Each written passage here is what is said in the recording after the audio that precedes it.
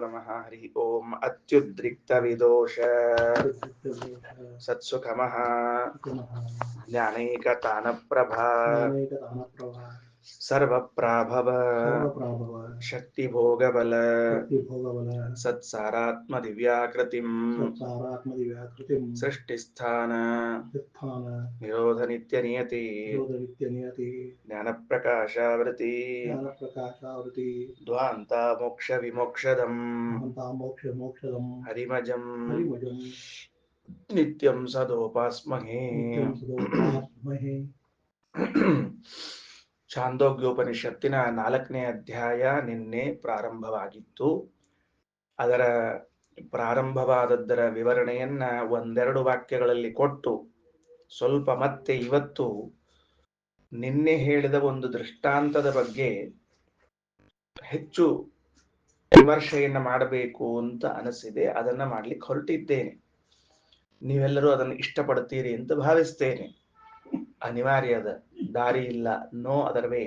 ಅದರಿಂದ ನೀವು ಮಾಡ್ಲೇಬೇಕಾಗ್ತದ. ಏನು ಅಂತ ಕೇಳಿದ್ರೆ, ಸಂವರ್ಗ ವಿದ್ಯಾ ಅಂತ ಒಂದು ವಿದ್ಯೆ. ಮುಖ್ಯ ಪ್ರಾಣದೇವರನ್ನ ಸಂವರ್ಗ ಅಂತ ಕರೀತಾರೆ. ಹೆಸರವರಿಗೆ ಅದ್ಭುತವಾದ ಹೆಸರು ಸಂವರ್ಗ. ಸಂವರ್ಗ ಅಂತ ಯಾಕೆ ಮುಖ್ಯ ಪ್ರಾಣದೇವರಿಗೆ ಸಂವರ್ಗ ಎಂದು ಕರೆಯುತ್ತಾರೆ ಅಂತಂದ್ರೆ, ಶ್ರೀಮದಾಚಾರ್ಯರು ಸಂವೃತ್ತೇ ಸರ್ವದೇವಾನ್ ಯದ್ವಾಯು ಸಂವರ್ಗ ಈರಿತಃ, ಮುಂದಿನ ಪುಟದಲ್ಲಿ 363ನೇ ಪುಟದ ಭಾಷ್ಯದಲ್ಲಿ ಹೇಳುವಾಗ ಆ ಮಾತನ್ನು ಹೇಳ್ತಾರೆ. ದೇವತೆಗಳನ್ನು ತನ್ನಲ್ಲಿ ಲಯಗೊಳಿಸುತ್ತಾರೆ ಎನ್ನುವ ಕಾರಣಕ್ಕಾಗಿ ವಾಯುದೇವರಿಗೆ ಸಂವರ್ಗ ಎಂದು ಕರೆಯುತ್ತಾರೆ. ಅರ್ಥ ಬರೆದುಕೊಳ್ಳುವರು ನೀವಾಗಿಯೇ ಸಂಗ್ರಹಿಸಿಕೊಂಡು ಬರೆದುಕೊಳ್ಳ್ರಿ. ಸಂವರ್ಗ ಎಂದು ವಾಯುದೇವರಿಗೆ ಹೆಸರು. ಯಾಕೆ ವಾಯುದೇವರಿಗೆ ಸಂವರ್ಗ ಎಂದು ಕರೆಯುತ್ತಾರೆ ಅಂದ್ರೆ, ಸಂವೃತ್ತೇ ಸರ್ವದೇವಾನ್ ಯತ್ ವಾಯು ಸಂವರ್ಗ ಈರಿತಃ, ಅಧ್ಯಾತ್ಮದಲ್ಲಿ ಹಾಗೂ ಅಧಿದೈವದಲ್ಲಿ ಎಲ್ಲ ದೇವತೆಗಳನ್ನು ಪ್ರಾಣದೇವರು ತನ್ನಲ್ಲಿ ಲಯಗೊಳಿಸಿಕೊಳ್ಳುತ್ತಾರಾದ್ದರಿಂದ ಅವರಿಗೆ ಸಂವರ್ಗ ಎಂದು ಕರೆಯುತ್ತಾರೆ. ಅದು ಹೇಗೆ ಎಂಬುವ ವಿವರಣೆಯನ್ನ ಉಪನಿಷತ್ತೇ ಕೊಡುತ್ತದಾದ್ದರಿಂದ ಆ ಪೇಜನ್ನು ನಾನು ಇವಾಗ ಓಪನ್ ಮಾಡುವುದಿಲ್ಲ. ಈ ಸಂವರ್ಗ ವಿದ್ಯೆಗೋಸ್ಕರವಾಗಿ ಒಂದು ಆಖ್ಯಾಯಿಕೆಯನ್ನು ಪ್ರಾರಂಭ ಮಾಡುತ್ತಾರೆ. ಒಂದಲ್ಲ ಎರಡು ಆಖ್ಯಾಯಿಕೆಗಳು ಬರ್ತದೆ.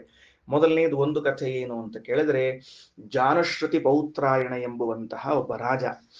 ಆ ರಾಜನ ಕಥೆಯನ್ನ ಹೇಳ್ತಾರೆ. ಪ್ರಾಯ ನನಗನಿಸಿದ್ದು ಇಲ್ಲಿ ವೇದೇಶ ತೀರ್ಥರ ವ್ಯಾಖ್ಯಾನ ಎಲ್ಲಕ್ಕಿಂತಲೂ ಒಂದು ತೂಕ ಹೆಚ್ಚಿದೆ ಅಂತ. ಯಾಕೆ ಅಂದ್ರೆ, ಈ ಜಾನುಶ್ರುತಿ ಪೌತ್ರಾಯಣ ಎಂಬುವಂತಹ ರಾಜ ಎಲ್ಲಿದ್ದ, ಏನ್ ಮಾಡ್ತಿದ್ದ, ಇದಕ್ಕೆಲ್ಲ ಪುರಾಣ ವಾಕ್ಯಗಳ ಸಂವಾದವನ್ನ ನೀಡಿ ವ್ಯಾಖ್ಯಾನ ಮಾಡಿದ ಶ್ರೇಯಸ್ಸು ವೇದೇಶ ತೀರ್ಥರಿಗೆ ಸಲ್ತಕ್ಕದ್ದು. ಉಳಿದ ವ್ಯಾಖ್ಯಾನಕಾರರು ಹೇಳಿಲ್ಲ ಅಂತಲ್ಲ, ಮೂಲದಲ್ಲಿ ಇದ್ದದ್ದನ್ನ ಚೆನ್ನಾಗಿ ವಿವರಣೆ ಕೊಟ್ಟಿದ್ದಾರೆ. ಅದರಿಂದ ವೇದೇಶ ತೀರ್ಥರು ಹೇಳುವಂತೆ ಯಾಕೆ ವೇದೇಶ ತೀರ್ಥರ ವಾಕ್ಯವನ್ನ ಹೇಳ್ತಿದ್ದೀನಿ ಅಂತ, ಈ ವ್ಯಕ್ತಿ ಎಲ್ಲಿದ್ದ ಏನಿದ್ದ ಅಂತ ಗೊತ್ತಿಲ್ಲ. ಕಶ್ಚಿದ್ದೇಶೆ ಅಂತ ಬರೀತಾರೆ. ಆಶ್ಚರ್ಯ, ಬೇರೆ ವ್ಯಾಖ್ಯಾನಕಾರರು ಈ ಜಾನುಶ್ರುತಿ ಪೌತ್ರಾಯಣ ಎಂಬ ರಾಜನ ಊರು ಯಾವುದು, ಎಲ್ಲಿದ್ದ, ಅದು ಯಾವುದು ಕಲ್ಪನೆ ಇಲ್ಲ. ಸುಮ್ಮನೆ ಒಂದು ದೇಶದಲ್ಲಿ ಒಬ್ಬ ರಾಜನಿದ್ದ ಅಂತ ಬರೀತಾರೆ. ಆ ಪುಸ್ತಕದಲ್ಲಿ ಆ ವಾಕ್ಯವನ್ನು ಓದ್ತೇನೆ ನಂತರದಲ್ಲಿ.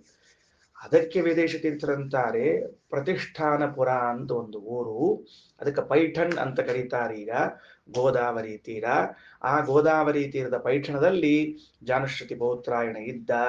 ಅವನ ಹೆಸರಿನಲ್ಲಿ ಇದ್ದದ್ದು ಏನು ಅಂದ್ರೆ ಅನ್ನದಾನ.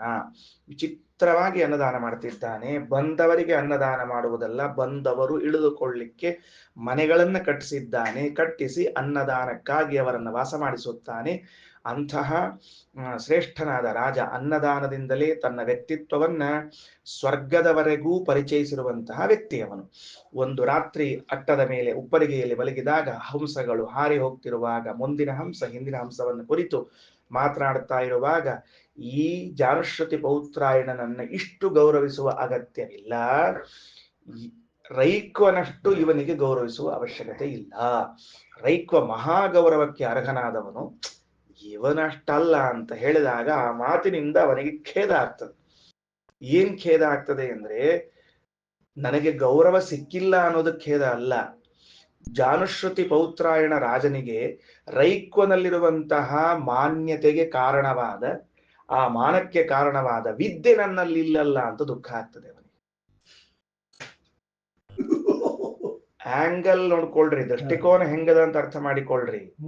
ಅವನನ್ನೋದು ಅವನಷ್ಟು ಗೌರವ ನನಗೆ ಸಿಗಲಿಲ್ಲಲ್ಲ. ನಾವೆಲ್ಲ ಲೋಕದಲ್ಲಿ ಹೆಂಗ್ ಮಾತಾಡ್ತಿರ್ತೀವಿ ಗೊತ್ತೇನು, ನಾವೇನ್ ಕಡಿಮೆನ, ನಮಗೆ ಗೌರವ ಕೊಡ್ಲಿಲ್ಲ ಅಂತ. ಅಯ್ಯೋ ಪೆದ್ದ, ಇಷ್ಟು ಸಿಂಪಲ್ ಮ್ಯಾಟರ್ ಅರ್ಥ ಆಗ್ಲಿಲ್ವೇ ನಿನಗೆ? ಅವನು ಗೌರವಕ್ಕೆ ಪಾತ್ರನಾಗುತ್ತಿದ್ದಾನೆ ಅಂದ್ರೆ ಆ ವಿದ್ಯೆ, ಆ ಗುಣ ನಿನ್ನಲ್ಲಿ ಇಲ್ಲ ಅಷ್ಟೇ. ಹಾಗಾದ್ರೆ ಅದು ನಿನ್ನಲ್ಲಿ ಇದ್ದರೆ ಆ ಗೌರವ ನಿನಗೆ ಬರ್ತಿತ್ತಲ್ಲ. ಕೆಸ ಹೆಸಾಬ. ಆದ್ದರಿಂದ ಏನ್ ಮಾಡ್ಬೇಕು, ಅವನಲ್ಲಿ ಏನಿತ್ತು ಅಂತ ಒಂದು ಪ್ರಶ್ನೆ. ಈಗ ಅವನಲ್ಲಿ ಏನಿತ್ತು ಅಂತ ಹೇಳಿ ಹೊರಟಾಗ ಆ ಮುಂದಿನ ಹಂಸವು ಹಿಂದಿನ ಹಂಸಕ್ಕೆ ಹೇಳ್ತದೆ, ನೋಡು ಅವನ ಬಗ್ಗೆ ಒಂದು ಮಾತು ಹೇಳ್ತೀನಿ ಕೇಳು. ಏನ್ ಅವನ ಬಗ್ಗೆ ಒಂದು ಮಾತು? ಯಥಾ ಕೃತಾಯ ವಿಜಿತಾಯ ಅಧರೇಯಾಹ ಸಂಯಂತಿ ಏವಮೇನಂ ಸರ್ವಂ ತದಭಿಸಮೇತಿ ಯತ್ಕಿಂಚ ಪದಾ ಸಾಧು ಕುರುವಂತಿ ಯಸ್ತದ್ವೇದ ಯತ್ ಸವೇದ ಸಮಯೇತದುಕ್ತ ಇತಿ. 4ನೇ ಮಂತ್ರದಲ್ಲಿ ಹೇಳುವಾಗ ಆ ಮಾತನ್ನು ಹೇಳ್ತಾರೆ. ನಿನ್ನೆ ಕೃತಯುಗದ ದೃಷ್ಟಾಂತವನ್ನ ಕೊಟ್ಟು ಮಾತುಗಳನ್ನ ಆಡ್ಲಿಕ್ಕೆ ಪ್ರಾರಂಭ ಮಾಡಿದ್ದೆವು. ಕೃತಯುಗದ ದೃಷ್ಟಾಂತವನ್ನ ಅನಂತರದಲ್ಲಿ ನೋಡುತ್ತಾ ಮೊದಲು ದಾರ್ಷ್ಟಾಂತಿಕನಾದ ರೈಕ್ವನ ಬಗ್ಗೆ ಒಂದೆರಡು ಮಾತುಗಳು. ದೃಷ್ಟಾಂತ ದಾರ್ಷ್ಟಾಂತಿಕ ಅಂತ ಕರೀತಾರೆ. ಇದಕ್ಕೆ ಏನ್ ಸಂಬಂಧ ಕರೀತಾರೆ? ದೃಷ್ಟಾಂತ ದಾರ್ಷ್ಟಾಂತಿಕ ಭಾವ. ಭಾವ ಅಂದ್ರೆ ಸಂಬಂಧ. ಈಗ ಪಿತಾಪುತ್ರ ಭಾವ ಅಂದ್ರೆ ಪಿತಾಪುತ್ರ ಸಂಬಂಧ, ಪತಿಪತ್ನಿ ಭಾವ ಅಂದ್ರೆ ಪತಿಪತ್ನಿ ಸಂಬಂಧ. ಈ ಭಾವ ಶಬ್ದಕ್ಕೆ ಸಂಸ್ಕೃತದಲ್ಲಿ ಸಂಬಂಧ ಅನ್ನೋ ಅರ್ಥ ಇದೆ. ಆಯ್ತಾ? ದೃಷ್ಟಾಂತ ದಾಷ್ಟಾಂತಿಕ ಭಾವ ಅಂದ್ರೆ ಏನು ಅಂದ್ರೆ, ದೃಷ್ಟಾಂತವೆನಿಸಿರುವಂತಹದ್ದು ಕೃತಯುಗದಲ್ಲಿ, ತ್ರೇತಾಯುಗದಲ್ಲಿ ಇತ್ಯಾದಿ ಇತ್ಯಾದಿ. ದಾಷ್ಟಾಂತಿಕದಲ್ಲಿ ಏನಿದೆ ಅಂತ ಕೇಳಿದ್ರೆ, ದಾಷ್ಟಾಂತಿಕದಲ್ಲಿ ಈ ಈ ಈ ರೈಕ್ವ ಏನಿದ್ದಾನೋ ಇವನಿಗೆ ತನ್ನ ಕಾಲದಲ್ಲಿ ಇದ್ದ ಯಾವ ಪ್ರಜೆಗಳು ಸತ್ಕರ್ಮಗಳನ್ನ ಮಾಡ್ತಿದ್ರೋ ಆ ಸತ್ಕರ್ಮಗಳೆಲ್ಲದರ ಪುಣ್ಯ ಇವನಿಗೆ ಸೇರ್ತಿತ್ತು ಅಂತ ಒಂದು ಮಾತು ಬರೀತಾರೆ. ಸ್ವಲ್ಪ ತಲೆ ತೂರಿಸಿಕೊಳ್ಳುವಂತೆ ಕೆಲಸ ಮಾಡ್ತದೆ.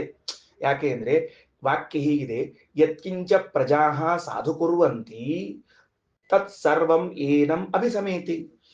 ಈಗ ಒಂದು ವೇಳೆ ನನ್ನ ಕಾಲದಲ್ಲಿ ರೈಕ್ವ ಇದ್ದಾನೆ ಅಂತ ಇಟ್ಕೊಳ್ಳೋಣ, ನಾನು ಅವನ ಕಾಲದಲ್ಲಿ ಇದ್ದೀನಿ ಅಂತ ಹೇಳಿ ಬರುವುದಿಲ್ಲ, ಯಾಕಂದ್ರೆ ಬಹಳ ದೊಡ್ಡವರು.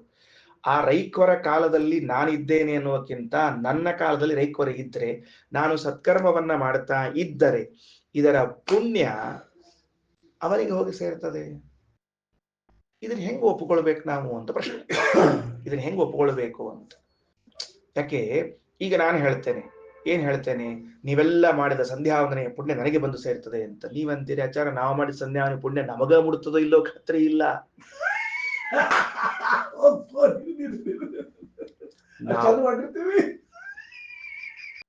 ನಾವು ಮಾಡಿದ ಸಂಧ್ಯಾವಂದನೆಯ ಪುಣ್ಯ ನಮ್ಮವರೆಗೆ ಬಂದು ಮುಡ್ತದೋ ಇಲ್ಲೋ ಅನ್ನೋ ಭಯ ಇರುವಾಗ ನಿಮಗೆ ಮುಡ್ತದೆ ಅಂತ ಆ ಧೈರ್ಯ ಮಾಡಿಕ್ ಹೋಗ್ಬೇಡ್ರಿ. ಆ ದುಸ್ಸಾಹಸವನ್ನ ಮಾಡಬೇಡ್ರಿ. ನೀವೆಲ್ಲ ಹಂಗ ಹೇಳ್ಬೇಡ್ರಿ. ಅದ್ ಹೆಂಗ್ ಒಪ್ಲಿಕ್ಕೆ ಸಾಧ್ಯ ಆಗ್ತದೆ ಅಲ್ರಿ? ಯಾರು ನೀವು ಮಾಡಿದ ಕರ್ಮ ನನಗೆ ಹೆಂಗ್ ಬರಬೇಕು ಅಂತ ಪ್ರಶ್ನೆ ಬಂದ್ರೆ, ಅದಕ್ಕೆ ವೇದೇಶ ತೀರ್ಥ ಶ್ರೀಪಾದರು 2 ಅದ್ಭುತವಾದ ವಾಕ್ಯಗಳನ್ನು ಬರೀತಾರೆ. ಬಹಳ ಅದ್ಭುತವಾದ ವಾಕ್ಯ ಅದು. ಏನು ವಾಕ್ಯ? ನಿನ್ನೆ ಒಂದನ್ನು ಹೇಳಿದ್ದೇನೆ, ಅದನ್ನ ಪುನರುಚ್ಚಾರಣೆ ಮಾಡಿ ಇವತ್ತಿನೊಂದನ್ನು ಹೇಳ್ತೀನಿ. ವೇದೇಶ ತೀರ್ಥರಂತಾರೆ, ಆ ಪ್ರಜೆಗಳು ತಮ್ಮ ಊರಿನಲ್ಲಿ, ತಮ್ಮ ಸ್ಥಳಗಳಲ್ಲಿ ಇದ್ದು ಸತ್ಕರ್ಮವನ್ನ ಮಾಡುವಾಗ ನಿರ್ವಿಘ್ನವಾಗಿ ಮಾಡುತ್ತಿದ್ರು ಅಂತ ಒಂದು ಮಾತು. ಈಗ ನಾನು ಸಂಧ್ಯಾವಂದನೆಗೆ ಕೂತಿದ್ದೇನೆ, ಸಂಪೂರ್ಣ ಸಂಧ್ಯಾವಂದನೆಯನ್ನು ಯಾವ ವಿಘ್ನವೂ ಇಲ್ಲದೆ ಮಾಡುತ್ತೇನೆ. ಅರ್ಥ ಮಾಡಿಕೊಳ್ಬಲ್ರ ಇದನ್ನು ನೀವು? ನಾ ಹಿಂಗ ಅರ್ಥ ಮಾಡಿಕೊಂಡಿದ್ದೇನೆ. ಏನೂ ವಿಘ್ನವಿಲ್ಲದೆ ಸಂಧ್ಯಾವಂದನೆ ಮಾಡೋದು ಅಂದ್ರೆ ಏನು? ಯಾರು ಡಿಸ್ಟರ್ಬ್ ಮಾಡ್ಲಿಲ್ರಿ ಆಚಾರ ಅಂತ ನೀವಂದ್ರೆ ರಾಂಗ್. ಏನ್ ಹಂಗಂದ್ರೆ ರಾಂಗ್ ಅಂದ್ರೆ ಅಲ್ಲ. ಕೇವಲ ಡು ನಾಟ್ ಡಿಸ್ಟರ್ಬ್ ಬೋರ್ಡ್ ಹಾಕಿದ್ದಕ್ಕೆ ಸಂಧ್ಯಾವಂದನೆ ನಿಶ್ಚಿಂತೆಯಿಂದಾಗಿಲ್ಲ. ಇಲ್ಲಿ ಡಿಸ್ಟರ್ಬ್ ಆಗ್ತಾ ಇತ್ತು. ಎಲ್ಲಿ ಡಿಸ್ಟರ್ಬೆನ್ಸ್ ಗೊತ್ತಾಗ್ತಿಲ್ಲ ಈಗ? ಏನೇನೋ ಬರಬಾರದ ವಿಚಾರಗಳೆಲ್ಲ ಬರೋದು ಸಂಧ್ಯಾವಂದನೆ ಕೂತಾಗ. ಅಂದ್ರೆ ಕೆಟ್ಟದ್ದಲ್ಲ, ಅನ್ವಾಂಟೆಡ್. ಅಲ್ರಿ, ಸಂಧ್ಯಾವಂದನೆ ಕೂತೀನಿ, ನಾಳೆ ನಾ ಯಾರ ಮನೆಗೆ ಕಾರ್ಯಕ್ರಮಕ್ಕೆ ಹೋಗ್ಬೇಕಾಗಿದೆ ಅಂತ ಬಂದ್ರೆ ಏನ್ ತಗೊಂಡದನ್ನ ಸಂಧ್ಯಾವಂದನೆ ಏನ್ ಪ್ರಯೋಜನ? ಎಲ್ಲರೂ ಸರಿಯಾಗಿ ಅರ್ಥ ಮಾಡಿಕೊಳ್ಳತಕ್ಕದ್ದು. ನಾವು ಏನೇನೋ ವಿಚಾರಗಳನ್ನು ಮಾಡ್ತಿರ್ತೇವೆ, ದೇಹ ಸಾಥ್ ಕೊಡ್ತಿರೋದಿಲ್ಲ. ಪದ್ಮಾಸನ ಹಾಕೊಂಡು 1 ಗಂಟೆ ಕುತ್ಕೊಂಡು ಅಂದ್ರೆ ಕಾಲು ಹಿಂಗ್ ಹಿಂಗ್ ಹಿಂಗ್ ಹಿಂಗ್ ಹಿಂಗ್ ಡ್ಯಾನ್ಸ್ ಮಾಡ್ತಿರ್ತದ, ಯಾರೋ ಬಂದು ತಲೆ ತಿಂತಿರ್ತಾರ. ಇವು ಯಾವುದು ಅಂದ್ರೆ ದೈಹಿಕವಾಗಿ, ಮಾನಸಿಕವಾಗಿ ಮತ್ತು ವಾಚನಿಕವಾಗಿ ಮೌನದಿಂದ ಸಂಧ್ಯಾ, ಯಾರೋ ಕಣ್ಕೊಳ್ಳಿ ಏನಂತ ಅಂತ ಹರಟಿ ಹೊಡ್ಲಿಕ್ಕೆ ಶುರು ಮಾಡಿದ್ವಿ, ಹೋಯ್ತು ಎಲ್ಲಾ ಸಂಧ್ಯಾ ವಂದನಿ ಹೊಳೆಯಲ್ಲಿ ಹುಣಸೆ ಹಣ್ಣು ತೊಳೆದಂತೆ ಕಾರ್ಯಕ್ರಮ ಆಗೋಯ್ತು. ಆ ರೈಕ್ವ ಮುನಿ ಇದ್ದದ್ದರ ಪ್ರಭಾವ ಹೇಗಿತ್ತು ಅಂದ್ರೆ ಅಲ್ಲಿನ ಯಾವ ಪ್ರಜೆಗಳಿಗೂ ಕೂಡ ಯಾವುದೇ ಸತ್ಕರ್ಮ ಮಾಡುವಾಗ ವಿಘ್ನವೇ ಬರ್ತಿದ್ದಿಲ್ಲ, ನಿರ್ವಿಘ್ನವಾಗಿ ಕಾರ್ಯಕ್ರಮಗಳನ್ನ ಮಾಡ್ತಿದ್ರು. ಏನ್ ಬ್ಯೂಟಿ ರೀ ಇದೆಲ್ಲಾದ್ರೂ. ಒಮ್ಮೆ ಆದ್ರೂ ನಮ್ಮ ಪುಣ್ಯ ಹಿಂಗ ಖರ್ಚಾಗಿ ನೋಡಂತ, ಒಮ್ಮೆ ಆದ್ರೂ ನಮ್ಮ ಪುಣ್ಯ ಹಿಂಗ ಖರ್ಚಾಗಿ ನೋಡಂತ. ಯಾಕೆ ಹಿಂಗಾಗ್ತಿತ್ತು ಅಂದ್ರೆ ಆ ರೈಕ್ವರು ಸಂವರ್ಗ ವಿದ್ಯೆಯಲ್ಲಿ ಪರಿಣತರಾಗಿದ್ರು, ಸಂವರ್ಗ ವಿದ್ಯೆಯನ್ನು ಸಿದ್ಧ ಮಾಡಿಕೊಂಡಿದ್ರು, ವಾಯುವಿದ್ಯೆಯಲ್ಲಿ ಪರಿಣತರಾಗಿದ್ರು. ಏನಾಶ್ಚರ್ಯ, ಪರಮಾಶ್ಚರ್ಯ. ಅವರಿದ್ದದ್ದಕ್ಕಾಗಿ ಏನೂ ಇಲ್ಲ, ಎಲ್ಲರೂ ಶುದ್ಧ ಬುದ್ಧಿಯಿಂದ ಕರ್ಮಗಳನ್ನು ಮಾಡ್ತಾ ಇದ್ರಂತೆ. ವಾದರಾಜ ಸ್ವಾಮಿಗಳು ಜಪ ಮಾಡ್ತಾ ಕೂತಿದ್ರಂತೆ, ಭಗವಂತನ ಜಪವನ್ನ ಮಾಡ್ತಾ ಕೂತಿದ್ರಂತೆ. ಒಂದ್ ಕಡೆಯಿಂದ ಇಲಿ ಓಡ್ಕೋತ್ ಬಂತು, ಇನ್ನೊಂದು ಕಡೆಗೆ ಹಾವು ಬಂತಂತೆ. ಈ ಹಾವು ಇಲಿ ಒಬ್ಬರಿಗೆ ನಾನು ಸಾಯ್ತೀನಿ ಅಂತ ಭಯ, ಇನ್ನೊಬ್ಬರಿಗೆ ನಾನು ಕೊಲ್ತೀನಿ ಅಂತ ಅನ್ನುವಂತಹ ಪ್ರಸಂಗ. ಆದ್ರೆ ವಾದರಾಜ ಸ್ವಾಮಿಗಳ ಸನ್ನಿಧಾನಕ್ಕೆ ಬಂದು ಕೂಡ್ಲೆ ಎರಡೂ ತಟಸ್ಥವಾಗಿ ಬಿಟ್ಟುವಂತೆ. ಇದಕ್ಕೆ ಕೊಲ್ಲಬೇಕು ಅಂತ ಬುದ್ಧಿ ಬರ್ತಿಲ್ಲ, ಅದಕ್ಕೆ ನಾನು ಸಾಯ್ತೀನಿ ಅಂತ ಬುದ್ಧಿ ಬರ್ತಿರ್ಲಿಲ್ಲಂತೆ. ಏನ್ ಕಾರಣ? ಅವರ ಸನ್ನಿಧಾನದ ಮಹಿಮಾ ಅಷ್ಟಿತ್ತು. ಮನುಷ್ಯರಲ್ಲಿ ಪ್ರಭಾವ ಇರಲಿಲ್ಲ, ಪ್ರಾಣಿಗಳಲ್ಲೂ ಕೂಡ ಇಲಿ ಹಾವುಗಳೆರಡೂ ಕೂಡ ಅಕ್ಕಪಕ್ಕದಲ್ಲೇ ಕುಳಿತುಕೊಂಡು ಶಾಂತರಾಗಿತ್ತು. ಇದೆಲ್ಲ ವರ್ಚಸ್ಸು ಅಂದ್ರೆ ಹಾಗಾದ್ರೆ ಆ ರೈಕ್ವ ಮುನಿ ಒಂದು ಪುಣ್ಯ ಸಂಪಾದನೆ ಮಾಡಿದ್ದಾನೆ, ಒಂದು ಅಧ್ಯಯನ ಮಾಡಿದ್ದಾನಲ್ಲ, ಏನ್ ಮಾಡಿದ್ದಾನೆ ಅಂದ್ರೆ ಅವನು ಇದ್ದ ಸ್ಥಳದಲ್ಲಿ ಯಾರೂ ಕೂಡ ಏನು ವಿಘ್ನವೇ ಇಲ್ಲದೆ ಇದ್ದಂತೆ ಸರ್ವ ಸತ್ಕರ್ಮಗಳನ್ನು ಮಾಡ್ತಾ ಇದ್ರು. ಹಾಗಾದ್ರೆ ಅದರ ಪುಣ್ಯ ಯಾರಿಗೆ ಹೋಗ್ಬೇಕು? ರೈಕ್ವರಿಗೆ ಹೋಗಬೇಕು. ಇದು ಒಂದು. ಇದಕ್ಕೆ ಏನ್ ಕರೀತಾರೆ ವೇದೇಶ ತೀರ್ಥರು ಅಂದ್ರೆ ಎರಡನೆಯದ್ದಾಗಿ ಇದು ವಿವರಣೆ ಕೊಟ್ಟಾದ್ರೆ ಇದಕ್ಕೆ ಮೂಲದಲ್ಲಿ ಏನ್ ಕರೀತಾರೆ ಅಂದ್ರೆ ಓಂ ಸ್ವಾಮಿನಃ ಫಲಶ್ರುತೆ ಹೇ ಓಂ ಅನ್ನುವಂತಹ ಒಂದು ಸ್ವಾಮ್ಯಧಿಕರಣ ಅಂತ ಒಂದು ಅಧಿಕರಣ ಬರ್ತದೆ, ಬರೆದಿಟ್ಕೊಳ್ಬೇಕು. ಸ್ವಾಮಿನಃ ಫಲಶ್ರುತೆ ಇತ್ಯಾತ್ರೇಯ ಅಂತ ಬರ್ತದೆ. 3ನೇ ಅಧ್ಯಾಯದ 4ನೇ ಪಾದದಲ್ಲಿ ಬರುವಂತಹದ್ದು.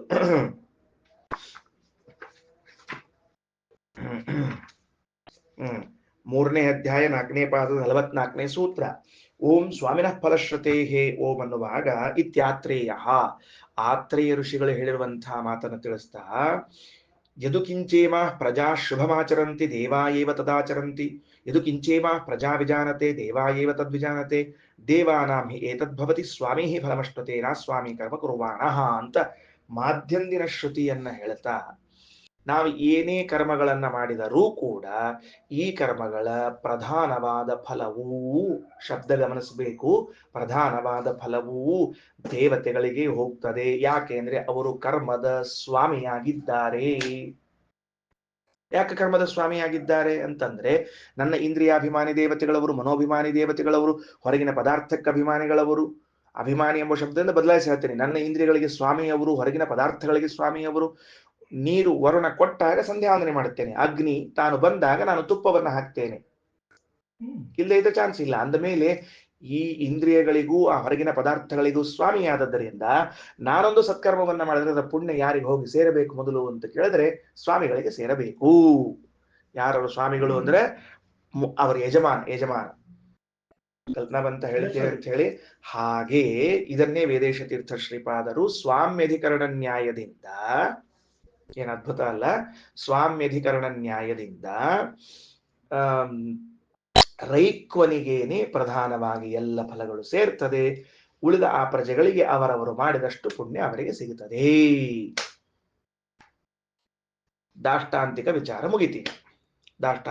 ಮುಗಿತು. ಏನಂ ಸರ್ವಂ ತತ್ಸರ್ವಂ ಅಭಿಸಮೇತಿ ಯತ್ಕಿಂಚ ಪ್ರಜಾ ಸಾಧು ಕುರ್ವಂತಿ ಯಸ್ತದ್ವೇದ ಯತ್ ಸವೇದ ಸಮೇತದೇತದುಕ್ತಮಿತಿ ಅಂತ ಹೇಳಿದ್ದಾರೆ. ಇನ್ನೆರಡು ಲೌಕಿಕ ದೃಷ್ಟಾಂತ ಹೇಳಿರ್ತೇನೆ, ಇನ್ನೊಂದು ಯಾವುದೋ ನೆನಪಾಗಿ ಹೋಯ್ತು, ಬಂದು ಹೋಯ್ತು, ಹೋಗ್ಕೋಲ್ದೆ, ಏನ್ ಮಾಡ್ಲಿಕ್ಕೆ ಬರುದಿಲ್ಲ, ಇನ್ನ ಹಿಡ್ಕೊಂಡ್ ಬರ್ಲಿಕ್ಕೆ ಬರುದಿಲ್ಲ ನನ್ನ ಕಡೆಯಿಂದ. ಏನು ಅಂದ್ರೆ, ನಾನು ಯಾವ್ದಾದ್ರೂ ಒಂದು ವ್ರತ ಮಾಡ್ತಾ ಇದ್ದೆ ಅಂತ ಇಟ್ಕೊಳ್ರಿ, ವ್ರತ ಮಾಡ್ತಾ ಇದ್ದೆ ಅಂತ. ವ್ರತ ಮಾಡ್ತಾ ಇರುವಾಗ ಇನ್ನೊಬ್ಬರ ಮನೆಗೆ ಊಟಕ್ಕೆ ಹೋಗಬಾರದು ಅಂತ ಒಂದು ನಿಯಮ ಇದೆ, ಗೊತ್ತಾಯ್ತಾ? ಫಾರ್ ಎಕ್ಸಾಂಪಲ್, ನಾನು ವಿಷ್ಣು ಪಂಚಕವನ್ನು ಮಾಡ್ತಾ ಇದ್ದಾಗ ನಾನು ಇನ್ನೊಬ್ಬರ ಮನೆಗೆ ಊಟಕ್ಕೆ ಹೋಗಬಾರ್ದು. ಯಾಕೆ ವಿಷ್ಣು ಪಂಚಕ ಮಾಡ್ತಾ ಇದ್ದಾಗ ಇನ್ನೊಬ್ಬರ ಮನೆಗೆ ಊಟಕ್ಕೆ ಹೋಗಬಾರ್ದು ಅಂದ್ರೆ, ನಾನು ವ್ರತ ಮಾಡುತ್ತಿರುವಾಗ ಇನ್ನೊಬ್ಬರ ಮನೆಯ ಊಟವನ್ನ ಮಾಡಿದ್ರೆ ನನ್ನ ವ್ರತದ ಪುಣ್ಯವೆಲ್ಲ ಅವನಿಗೆ ಸೇರ್ತದೆ, ನನ್ನ ವ್ರತದ ಪುಣ್ಯವೆಲ್ಲ ಅವನಿಗೆ ಸೇರ್ತದೆ. ಆಯ್ತಾ? ಚಾಂದ್ರಾಯಣ ಮತ್ತ ಇನ್ಯಾವುದೋ ವ್ರತಗಳು, ಆ ವ್ರತಗಳನ್ನ ಮಾಡ್ತಾ ಇರುವಾಗ ನಾನು ಇನ್ನೊಬ್ಬರ ಮನೆಗೆ ಹೋಗಿ ಊಟವನ್ನ ಮಾಡಿದ್ದಾದ್ರೆ ನನ್ನ ಪುಣ್ಯವೆಲ್ಲ ಅವನಿಗೆ ಹೋಗಿ ಸೇರ್ತದೆ. ವಿಚಾರ ಮಾಡ್ರಿ, ಇಲ್ಲಿ ಒಪ್ಪುಗಳಿಕತ್ತೀವಿ ನಾವು ಧರ್ಮಶಾಸ್ತ್ರದಲ್ಲಿ ಏನಂತ ಒಪ್ಪುಕೊಳ್ತಾ ಇದ್ದೀವಿ ಅಂತಂದ್ರೆ, ನನ್ನ ಪುಣ್ಯ, ನಾನು ಮಾಡ್ತಾ ಇರೋ ಪುಣ್ಯವೆಲ್ಲವೂ ಇನ್ನೊಬ್ಬನಿಗೆ ಸೇರ್ತದೆ. ಯಾಕೆ? ಅವನ ಮನೆಗೆ ಊಟ ಮಾಡಿದ್ದಕ್ಕೆ. ಅಥವಾ ನನ್ನ ಮನೆಗೆ ಅತಿಥಿಗಳು ಬಂದಿದ್ದಾರೆ, ನನ್ನ ಮನೆಗೆ ಅತಿಥಿಗಳು ಬಂದಿದ್ದಾರೆ, ಅವರೆಲ್ಲರೂ ನನ್ನ ಮನೆಯಲ್ಲಿ ಸಂಧ್ಯಾವಂದನ ದೇವ ಪೂಜಾದಿಗಳನ್ನ ಮಾಡ್ತಾ ಇದ್ದಾರೆ. ಆ ಪುಣ್ಯ ನನಗೆ ಬರ್ತದೋ ಇಲ್ಲೋ? ಬಂದೇ ಬರ್ತದೆ, ಬಂದೇ ಬರ್ತದೆ. ಹಾಗಿದ್ರೆ ನನ್ನ ಮನೆಗೆ ಅತಿಥಿಗಳು ಬಂದಾಗ ಅಲ್ಲಿ ಮಾಡಿದ ಸಂಧ್ಯಾವಂದನ ದೇವ ಪೂಜಾದಿ ಕರ್ಮಗಳ ಪುಣ್ಯ ಆ ಯಜಮಾನಿಗೆ ತಲುಪುವಂತೆ ವ್ರತ ನಿಯಮಗಳನ್ನ ಮಾಡುತ್ತಿರುವಾಗ ಅವನಿಗೆ ಊಟಕ್ಕೆ ಹಾಕಿದರೆ ಅದಕ್ಕೊಂದು ಮಾತದ್ರಿ, ಹೊಟ್ಟೆಯಲ್ಲಿ ಯಾರ ಅನ್ನ ಇರ್ತದೋ ಆ ಅನ್ನ ಇರುವಷ್ಟು ಕಾಲ ಇವ ಏನೇನು ವ್ರತಗಳನ್ನ ಮಾಡ್ತಾನೋ ಅದೆಲ್ಲ ಪುಣ್ಯ ಅವನ ಅಕೌಂಟಿಗೆ ಹೋಗ್ತಿರ್ತದಂತ. ಬರೇ ಪುಣ್ಯ ತಗೊಳ್ರಿ ನೀವು, ಹಿಂಗ ಮಾಡ್ರಿ. ಅರ್ಥ ಆಯ್ತಾ ವಿಷಯ ಏನಂತ ಹೇಳಿ? ಈಗ ನಿಮ್ಮ ಮನೆಯಲ್ಲಿ ನಾನು ಊಟ ಮಾಡಿದೆ ಅಂದ್ರೆ ಅದು ಜೀರ್ಣವಾಗುವಷ್ಟೊತ್ತು ನಾನೇನು ಪಾರಾಯಣ ಮಾಡ್ತೀನಿ, ಪಾಠ ಹೇಳ್ತೀನಿ, ಜಪ ಮಾಡ್ತೀನಿ, ಅದೆಲ್ಲ ನಿಮ್ಮ ಅಕೌಂಟಿಗೆ, ಅದು ನನ್ನ ಅಕೌಂಟಿಗೆ ಎಷ್ಟು ಸೇರಿಸ್ಬೇಕು ಸೇರಿಸ್ತಾನೆ, ವಿಷಯ ಬೇರೆ. ಅಂದ ಮೇಲೆ ರೈಕ್ವರು ಇದ್ದದ್ದರಿಂದಾಗಿ ಅವರ ಪವರ್ನಿಂದಾಗಿ ಇವರೆಲ್ಲ ಕರ್ಮ ಮಾಡ್ತಾ ಇದ್ರೆ ಅದಷ್ಟು ಹೋಗಿ ಅವರಿಗೆ ಸೇರ್ತಿತ್ತು. ಇದು ದಾಷ್ಟಾಂತಿಕದಲ್ಲಿ. ದೃಷ್ಟಾಂತ ಏನು, ಇದರ ವಿಮರ್ಶೆಯನ್ನು ಮಾಡೋಣಂತೆ. ಯಾಕೆ ನಾನು ಇಷ್ಟು ದೀರ್ಘವಾಗಿ ತಗೊಳ್ತಿದ್ದೀನಿ ಅಂದ್ರೆ ಇವೆಲ್ಲ ಪ್ರಮುಖ ಅಂಶಗಳು ಮತ್ತೆ ಮತ್ತೆ ಬರುವುದಿಲ್ಲ. ವ್ಯಕ್ತಿ ಶ್ರೀಮನ್ಯಾಯ ಸುಧಾ ಪಾರಾಯಣವನ್ನ ಮಾಡ್ತಿದ್ದಾನೆ, ಭಾಗವತ ಪಾರಾಯಣ ಮಾಡ್ತಿದ್ದಾನೆ ಅಂತ ಇಟ್ಕೊಳ್ರಿ. ನೀವು ನಿಮ್ಮ ಮನೆಯಲ್ಲಿ ಒಂದು ವಾರ, ಸುಮ್ಮನೆ ಉದಾಹರಣೆ ಹೇಳ್ತೀನಿ, 3 ದಿವಸ ಒಂದು ವಾರ ಅವನಿಗೆ ಊಟಕ್ಕೆ ಹಾಕ್ತಾ ಇದ್ರೆ ಅವನು ಏನೇನು ಪಾರಾಯಣ ಮಾಡ್ತಿದ್ದಾನ ನೀವು ಆರಾಮ ಮಂಚದ ಮೇಲೆ ಮಲ್ಕೊಂಡ ಆ ಪುಣ್ಯವನ್ನೆಲ್ಲ ತಗೊಳ್ಳೋದು. ಯಾಕಂದ್ರೆ ಅವನ್ ನಿಮ್ಮ ಊಟ ಉಂಡು ಅದ ರಕ್ತ ಆಗ್ತದ, ಅದು ಮಾಂಸ ಆಗ್ತದ, ದೇಹಕ್ಕೆ ಶಕ್ತಿ ಕೊಡ್ತದ, ಅದರಿಂದ ನಾವು ಪಾರಾಯಣ ಮಾಡ್ಲಿಕತ್ತಾನ, ಭಾಗವತ್ ಪಾರಾಯಣ ಮಾಡ್ಲಿಕತ್ತಾನ, ಗಾಯತ್ರಿ ಜಪ ಮಾಡ್ಲಿಕತ್ತಾನ. ನೀವು ಹಾಕಿದ ಊಟದಿಂದಲೇ ಅವ ಮಾಡ್ಲಿಕತ್ತಾನಲ್ಲ, ಶಕ್ತಿ ಬಂದದಕ್ಕೆ ಬಂದ ಅವಂಗ. ಅಂದ ಮೇಲೆ ನೀವು ಅನ್ನವನ್ನ ಬೇಯಿಸಿಕೊಳ್ಳುವಾಗ ಒಂದ್ ಹಿಡಿ ಎಕ್ಸ್ಟ್ರಾ ಬೇಯಿಸಿದ್ದೇ ಪರಿಣಾಮ, ಇದು ಬೇರೆ ಇನ್ನೇನಿಲ್ಲ. ಅದರಿಂದ ಮನೆಗೆ ಕರೆದು ಯಾಕೆ ಹಾಕ್ಬೇಕು, ಯಾಕೆ ಹಾಕೋದ್ರಿಂದ ಏನ್ ಲಾಭ ಆಗ್ತದೆ ಅಂದ್ರೆ ಮುಂದಿನ ಮಾಡುವ ಎಲ್ಲಾ, ಈಗ ಒಬ್ರು ಸುಧಾ ಪಾಠ ಹೇಳುವ ಪಂಡಿತರಿದ್ದಾರೆ, ಸುಧಾ ವ್ಯಕ್ತಿ ಇದ್ದಾರೆ ಅಂದ್ರೆ ಅವರು ಎಷ್ಟೆಷ್ಟು ಪಾಠ ಹೇಳ್ಕೋತ ಕೂತಿರ್ತಾರ ಅಷ್ಟು ನಿಮ್ಮ ಅಕೌಂಟಿಗೆ ಜಮಾ ಆಗ್ತಾ ಹೋಗ್ತಿರ್ತದೆ. ₹1 ಜಮಾ ಆದ್ರೂ ಸಾಕ್ರಿ ಸರ್, ನಮಗೆ ₹100 ಜಮಾ ಆಗೋದ್ ಬೇಕಾಗಿಲ್ಲ, ₹1 ಜಮಾ ಆದ್ರೂ ಸಾಕು. ತಿರುಕೋಯಿಲ್ನವ್ರಿಗೆ ಹೋಗ್ತೀವಿ, ಮುಳುಬಾಗ್ಲಿಗೆ ಹೋಗ್ತೀವಿ, ಅಥವಾ ಮಂತ್ರಾಲಯಕ್ಕೆ ಹೋಗ್ತೀವಿ, ಅಲ್ಲಿ ಹೋಗಿ ಸನ್ನಿಧಾನದಲ್ಲಿ ಏನು ನಾವು ಸತ್ಕರ್ಮಗಳನ್ನು ಮಾಡ್ತೀವಿ, ಅದೆಲ್ಲ ಅವ್ರ ಅಕೌಂಟಿಗೆ ಜಮಾ ಆಗ್ತಿರ್ತದೆ. ಹೌದು, ಅವ್ರ ಸನ್ನಿಧಾನದಾಗಿದ್ದ ನಿರ್ವಿಘ್ನ ನಾವು ಪೂಜಾ ಮುಗಿಸಿವಿ, ಶಾಂತಿ ಇದೆ, ಮನೆಯೊಳಗೆ ಮಾಡಿದಷ್ಟು ಕಷ್ಟದಿಂದ ಮಾಡ್ಲಿ ಅಲ್ಲಿ ಪೂಜಾನ್ನ ನಿಶ್ಚಿಂತೆಯಿಂದ ಮಾಡ್ಲಿಕ್ಕತ್ತೀವಿ ನಿರಂಬಳವಾಗಿ. ಯಾಕಂದ್ರೆ ಮನ್ಯಾಗ ಕಾಡೋರು ಯಾರು ಅಲ್ಲಿ ಇಲ್ಲ, ಕಾಡಣ್ಣವರು ಇಲ್ಲ ಅಲ್ಲಿ, ಅದಕ್ಕೆ ನಿಶ್ಚಿಂತೆ ಆ ಪುಣ್ಯ ಎಲ್ಲ ಅವ್ರಿಗೆ ಬರ್ತದ, ಅವ್ರಿಗೆ ಹೋಗ್ತದ, ಸೇರ್ಕೋತದ. ಅದು ಅವ್ರು ನಮ್ಮ ಅನುಗ್ರಹ ಮಾಡ್ತಾರೆ, ಕೊಡ್ತಾರೆ, ಬೇರೆ ವಿಷಯ. ಅಲ್ಲಿ ಮಾಡಿದ್ರಲ್ಲ ನಿಶ್ಚಿಂತೆಯಿಂದ ನಾವು ಕುತ್ಕೊಂಡು ಬದ್ರಿ ಒಳಗ ಮತ್ತೊಂದು ಕಡೆ ಎಲ್ಲ ಹಿಂಗ್ ವಿಷಯ ಅಂತಂದ್ರೆ, ಈಗ ದೃಷ್ಟಾಂತ ಏನು ಅಂತ ಪ್ರಶ್ನೆ. ಈಗ ಯಥಾ ಕೃತಾಯ ವಿಜಿತಾಯ ಅಧರೇಯಾಹ ಸಂಯಂತಿ. ಸ್ವಲ್ಪ ನಿಧಾನಕ್ಕೆ ಹೇಳಲಿಕತ್ತೀನಿ, ಇದು ಮಹತ್ವದ ಅಂಶದ ಗಟ್ಟಿಯಾಗಿ ಉಳಿಲಿ ಅಂತ ತಿಳ್ಕೊಂಡು. ಏನಂತಾರ ಯಥಾ ಕೃತಾಯ, ಇದಕ್ಕೆ ನಾವು ತಳಗ ಭಾಷ್ಯವನ್ನು ಓದ್ಬೇಕು. ಈಗ ಏನ್ ಭಾಷ್ಯವನ್ನು ಓದ್ಬೇಕು? ಯಥಾ ಕೃತೆ ಜಿತೆ, ಅದು ಕೃತಾಯ ಜಿತ ವಿಜಿತಾಯ ಅಂತನ್ನೋ ಶಬ್ದಗಳಿಗೆ ಶ್ರೀಮದಾಚಾರ್ಯರು ಇಲ್ಲಿರುವ ವಿಭಕ್ತಿಗಳು ಚತುರ್ಥಿ ವಿಭಕ್ತಿಯಲ್ಲಿ ಇದ್ರೂ ಕೂಡ ಸಪ್ತಮಿ ವಿಭಕ್ತಿಯಲ್ಲಿ ಮಾಡಿಕೊಳ್ಳ್ರಿ ಅಂತ ಬರೀತಿದ್ದಾರೆ ಶ್ರೀಮದಾಚಾರ್ಯರು. ನೋಡ್ರಿ, ಮೇಲೆ ಯಥಾ ಶಬ್ದಕ್ಕೆ ತೆಳಗೆ ಯಥಾ ಶಬ್ದ ಇಟ್ಬಿಟ್ಟಾರೆ, ಭಾಷೆ ಸಿಕ್ಕದಿಲ್ಲೋ? ಭಾಷೆದಾಗ ಹೇಳಿಕತ್ತೀನಿ, ಭಾಷ್ಯ ನೋಡ್ಕೊಳ್ರಿ. 361ನೇ ಪುಟದಲ್ಲಿ 4ನೇ ಮಂತ್ರದ ಕೆಳಗೆ ಭಾಷ್ಯದ ಯಥಾ ಕೃತಾಯ ವಿಜಿತಾಯ ಅಂತ ಮಂತ್ರದಲ್ಲಿದ್ರೆ ಯಥಾ ಕೃತೆ ಜಿತೆ ತ್ರೇತಾದಿ ಜಯ ಫಲಂ ಚ ತಸ್ಸೈವ ಭವತಿ ಏವಂ ಅನ್ಯೇಷಾಂ ಪುಣ್ಯ ಫಲಂ ಪ್ರಾಧಾನ್ಯೇನ ತಸ್ಸೈವ ಭವತಿ. ಇದನ್ನೇ ಪ್ರಾಧಾನ್ಯನ ಶಬ್ದ ಹಾಕಿದ್ದೀನಿ ಆಗಲೇ. ಯಥಾ ಯಾವ ರೀತಿಯಾಗಿ ಕೃತೆ ಜಿತೆ, ಇಲ್ಲಿ ಕೃತ ಅನ್ನೋ ಶಬ್ದಕ್ಕೆ ಶ್ರೀಮದಾಚಾರ್ಯ ಪ್ರಕಾರ ಕೃತಯುಗ, ಶ್ರೀಮದಾಚಾರ್ಯ ಪ್ರಕಾರ ಅಂದ್ರೆ ಏನು, ಬೇರೆಯವರ ಪ್ರಕಾರ ಏನದಂತ ಈಗ ಕಥೆ ಹೇಳವನಿದ್ದೀನಿ. ಅದಕ್ಕೆ ಶ್ರೀಮದಾಚಾರ್ಯ ಪ್ರಕಾರ ಕೃತೆ ಜಿತೆ ತ್ರೇತಾದಿ ಜಯ ಫಲಂ ಚ ತಸ್ಸೈವ ಭವತಿ. ಕೃತಯುಗವನ್ನ ಗೆದ್ದು ಬಿಟ್ರೆ ತ್ರೇತಾಯುಗವನ್ನ, ಆಮೇಲೆ ದ್ವಾಪರ ಯುಗವನ್ನ, ಕಲಿಯುಗವನ್ನ ಗೆದ್ದಂತೆ. ಅದನ್ನ ಗೆದ್ದಾಗ ಏನ್ ಫಲ ಬರಬೇಕು ಆ ಎಲ್ಲ ಫಲವು ಕೃತಯುಗವನ್ನ ಗೆದ್ದಾಗ ಬರ್ತದೆ. ಏನ್ ಹಿಂಗಂದ್ರ ಏನೂ ಅರ್ಥ ಆಗ್ಲಿಲ್ಲ ಮೇಲಿನ ಸಾಲ. ಅದಕ್ಕೆ ವೇದೇಶ ತೀರ್ಥ ಶ್ರೀಪಾದರು ಸತ್ಕರ್ಮದಿಂದ ಅಂತ ಒಂದ್ ಮಾತು ಹೇಳ್ಬಿಟ್ರು. ಅಂದ್ರೆ ಒಬ್ಬ ವ್ಯಕ್ತಿ ಕೃತಯುಗದಲ್ಲಿ ಇದ್ದು ಸತ್ಕರ್ಮವನ್ನ ಮಾಡಿ ಕೃತಯುಗವನ್ನ ಗೆದ್ದರೆ ಅಂದ್ರೆ ಏನು ಅಂತ ವಿವರಣೆ ಕೊಡಬೇಕು. ಆಗ ಅವನಿಗೆ ತ್ರೇತಾಯುಗದಲ್ಲಿ, ಆಮೇಲೆ ಮತ್ತ ದ್ವಾಪರದಲ್ಲಿ, ಕಲಿಯುಗದಲ್ಲಿ ಸತ್ಕರ್ಮಾಚರಣೆಯನ್ನ ಮಾಡಿದಾಗ ಬರುವ ಪುಣ್ಯವೆಲ್ಲವೂ ಅವನಿಗೆ ಬಂದಾಗಿದೆ. ಹೆಂಗೋ ಹಂಗೆ ದೃಷ್ಟಾಂತವನ್ನು ಕೊಟ್ಟಿದ್ದಾರೆ. ಶ್ರೀಮದಾಚಾರ್ಯರು ಯಾಕೆ ಹೀಗೆ ಕೊಡಬೇಕಾಯಿತು ದೃಷ್ಟಾಂತ? ಕೃತ ಅನ್ನೋ ಶಬ್ದಕ್ಕ ಕೃತಯುಗ ಅಂತ ಅನ್ನೋದನ್ನ ಯಾಕೆ ಅರ್ಥ ಮಾಡಬೇಕಾಯಿತು ಅಂತ ಪ್ರಶ್ನೆ ಬಂದ್ರೆ, ಪರಭಾಷ್ಯದಲ್ಲಿ ಯಾವ ತರಹದ ವಿವರಣೆಗಳನ್ನ ಕೊಟ್ಟಿದ್ದಾರೆ ಅಂತ ಅರ್ಥೈಸಿಕೊಂಡ ಮೇಲೆ ಶ್ರೀಮದಾಚಾರ್ಯರು ಈ ದೃಷ್ಟಾಂತಕ್ಕೆ ಏನು ಅರ್ಥೈಸಿದ್ದಾರೆ ಅಂತ ತಿಳಿದರೆ ಒಂದು ಮಹತ್ವ ಅರ್ಥ ಆಗ್ತದೆ ನಮ್ಮ ಆಚಾರ್ಯ. ಹಾಗೆ ಪರವ್ಯಾಖ್ಯಾನಕಾರರು ಏನ್ ತಿಳಿಸಿದ್ದಾರೆ ಅಂತ ಕೇಳಿದ್ರೆ, ಯಥಾ ಲೋಕೆ ಕೃತಾಯ ಕೃತೋ ನಾಮ ಆಯೋ ದ್ಯೂತ ಸಮಯೇ ಪ್ರಸಿದ್ಧ ಚತುರಂಕ. ಏನು ಅಂದ್ರೆ ಜೂಜಾಟ ಅಂದ್ರೆ ಏನು, ಪಗಡಿ ಕಬಡ್ಡಿ ಆಡ್ತಿರ್ತಾರಲ್ಲ, ಪಗಡಿ ಆಡ್ತಿರ್ತಾನೆ ಪದ ಇಲ್ಲ ಎಲ್ಲರಿಗೂ. ದೀಪಾವಳಿಗ ಮಾಡ್ತಿರ್ತಿರ್ಲ ಹಿಂದಕ್ಕ, ಈಗೇನಿಲ್ಲ ಮುಂದಕ್ಕ. ಅಲ್ಲಿ ಪಗಡಿ ಆಡುವಾಗ ಇವತ್ತು ನಮ್ಮ ಕೈಯಲ್ಲಿ ಕೌಡಿಗಳವ, ಅವತ್ತಿನ ಕಾಲಕ್ಕೆ ಕೌಡಿ ಇದ್ದಿದ್ದಿಲ್ಲ. ಏನಿದ್ದು ಅಂತ ಕೇಳಿದ್ರೆ, ಒಂದು ಕಟ್ಟಿಗೆಯ ತುಂಡಿನಲ್ಲಿ ಒಂದು ಕಡೆಗೆ 1, ಇನ್ನೊಂದು ಕಡೆಗೆ 2, ಮತ್ತೊಂದು ಕಡೆಗೆ 3, ಮತ್ತೊಂದು ಕಡೆಗೆ 4 ತೂತುಗಳನ್ನ ಮಾಡಿರ್ತಿದ್ರು. ಲೂಡೋ ಅಂತ ಕರೀತಾರೆ ಅದಕ್ಕೆ. ಗೊತ್ತಾಯ್ತಾ? ನೋಡಿ, ಇದನ್ನ ಗಮನಿಸ್ರಿ. ಅಂದ್ರೆ ಬೇರೆ ವ್ಯಾಖ್ಯಾನಕಾರರು ಇಲ್ಲಿ ಬಂದ ಕೃತ ಶಬ್ದಕ್ಕೆ ಕೃತಯುಗ ಅಂತ ಅರ್ಥ ಮಾಡಿಲ್ಲ. ಅದು ಶ್ರೀಮದಾಚಾರ್ಯ ಮಾಡ್ತಾರೆ. ನಾವು ಶ್ರೀಮದಾಚಾರ್ಯಗಿಂತಲೂ ಪೂರ್ವದಲ್ಲಿ ಬರೆದವರು ವ್ಯಾಖ್ಯಾನ ಓದ್ಲಿಕ್ಕೆ ಈಗ ಅವರೇನ್ ಮಾಡಿದ್ದಾರೆ ಅಂದ್ರೆ, ಪಗಡಿ ಆಟ ಆಡುವಾಗ ಆಯ್ತಾ, ಒಬ್ಬನು ಹಿಂಗಿಂಗಂದ್ ಹಿಂಗ್ ಹಾಕಿದ ಕೂಡಲೇ ಅವ್ನಿಗೆ ಏನ್ ಬಿತ್ತು ಅಂದ್ರೆ 2 ಬಿತ್ತು. ಇವ್ ಮುಂದಿನ ಹಿಂಗಿಂಗಂದ್ ಹಿಂಗ್ ಹಾಕಿದ ಕೂಡಲೇ 4 ಬಿತ್ತು. ಅವ 2 ಬಿದ್ದವನದಕ್ಕಿಂತ 4 ಬಿದ್ದವನ್ ಹೆಚ್ಚೋ ಕಡಿಮೆಯೋ ಹೇಳಿ ನೋಡಂತ. ಆಬ್ವಿಯಸ್ಲಿ ಹೆಚ್ಚದು. ಯಾಕ ಅಂದ್ರೆ ಈ 4ರಲ್ಲಿ 1 2 3 ಒಳಗ್ ಬಂದೇ ಬಿಡ್ತದಲ್ಲ ಅದು. ಅಷ್ಟು ಮನಿ ಮುಂದ್ ಸರಿಸ್ತಾನವ ಆಟ ಆಡೋ ಕಾಲಕ್ಕೆ.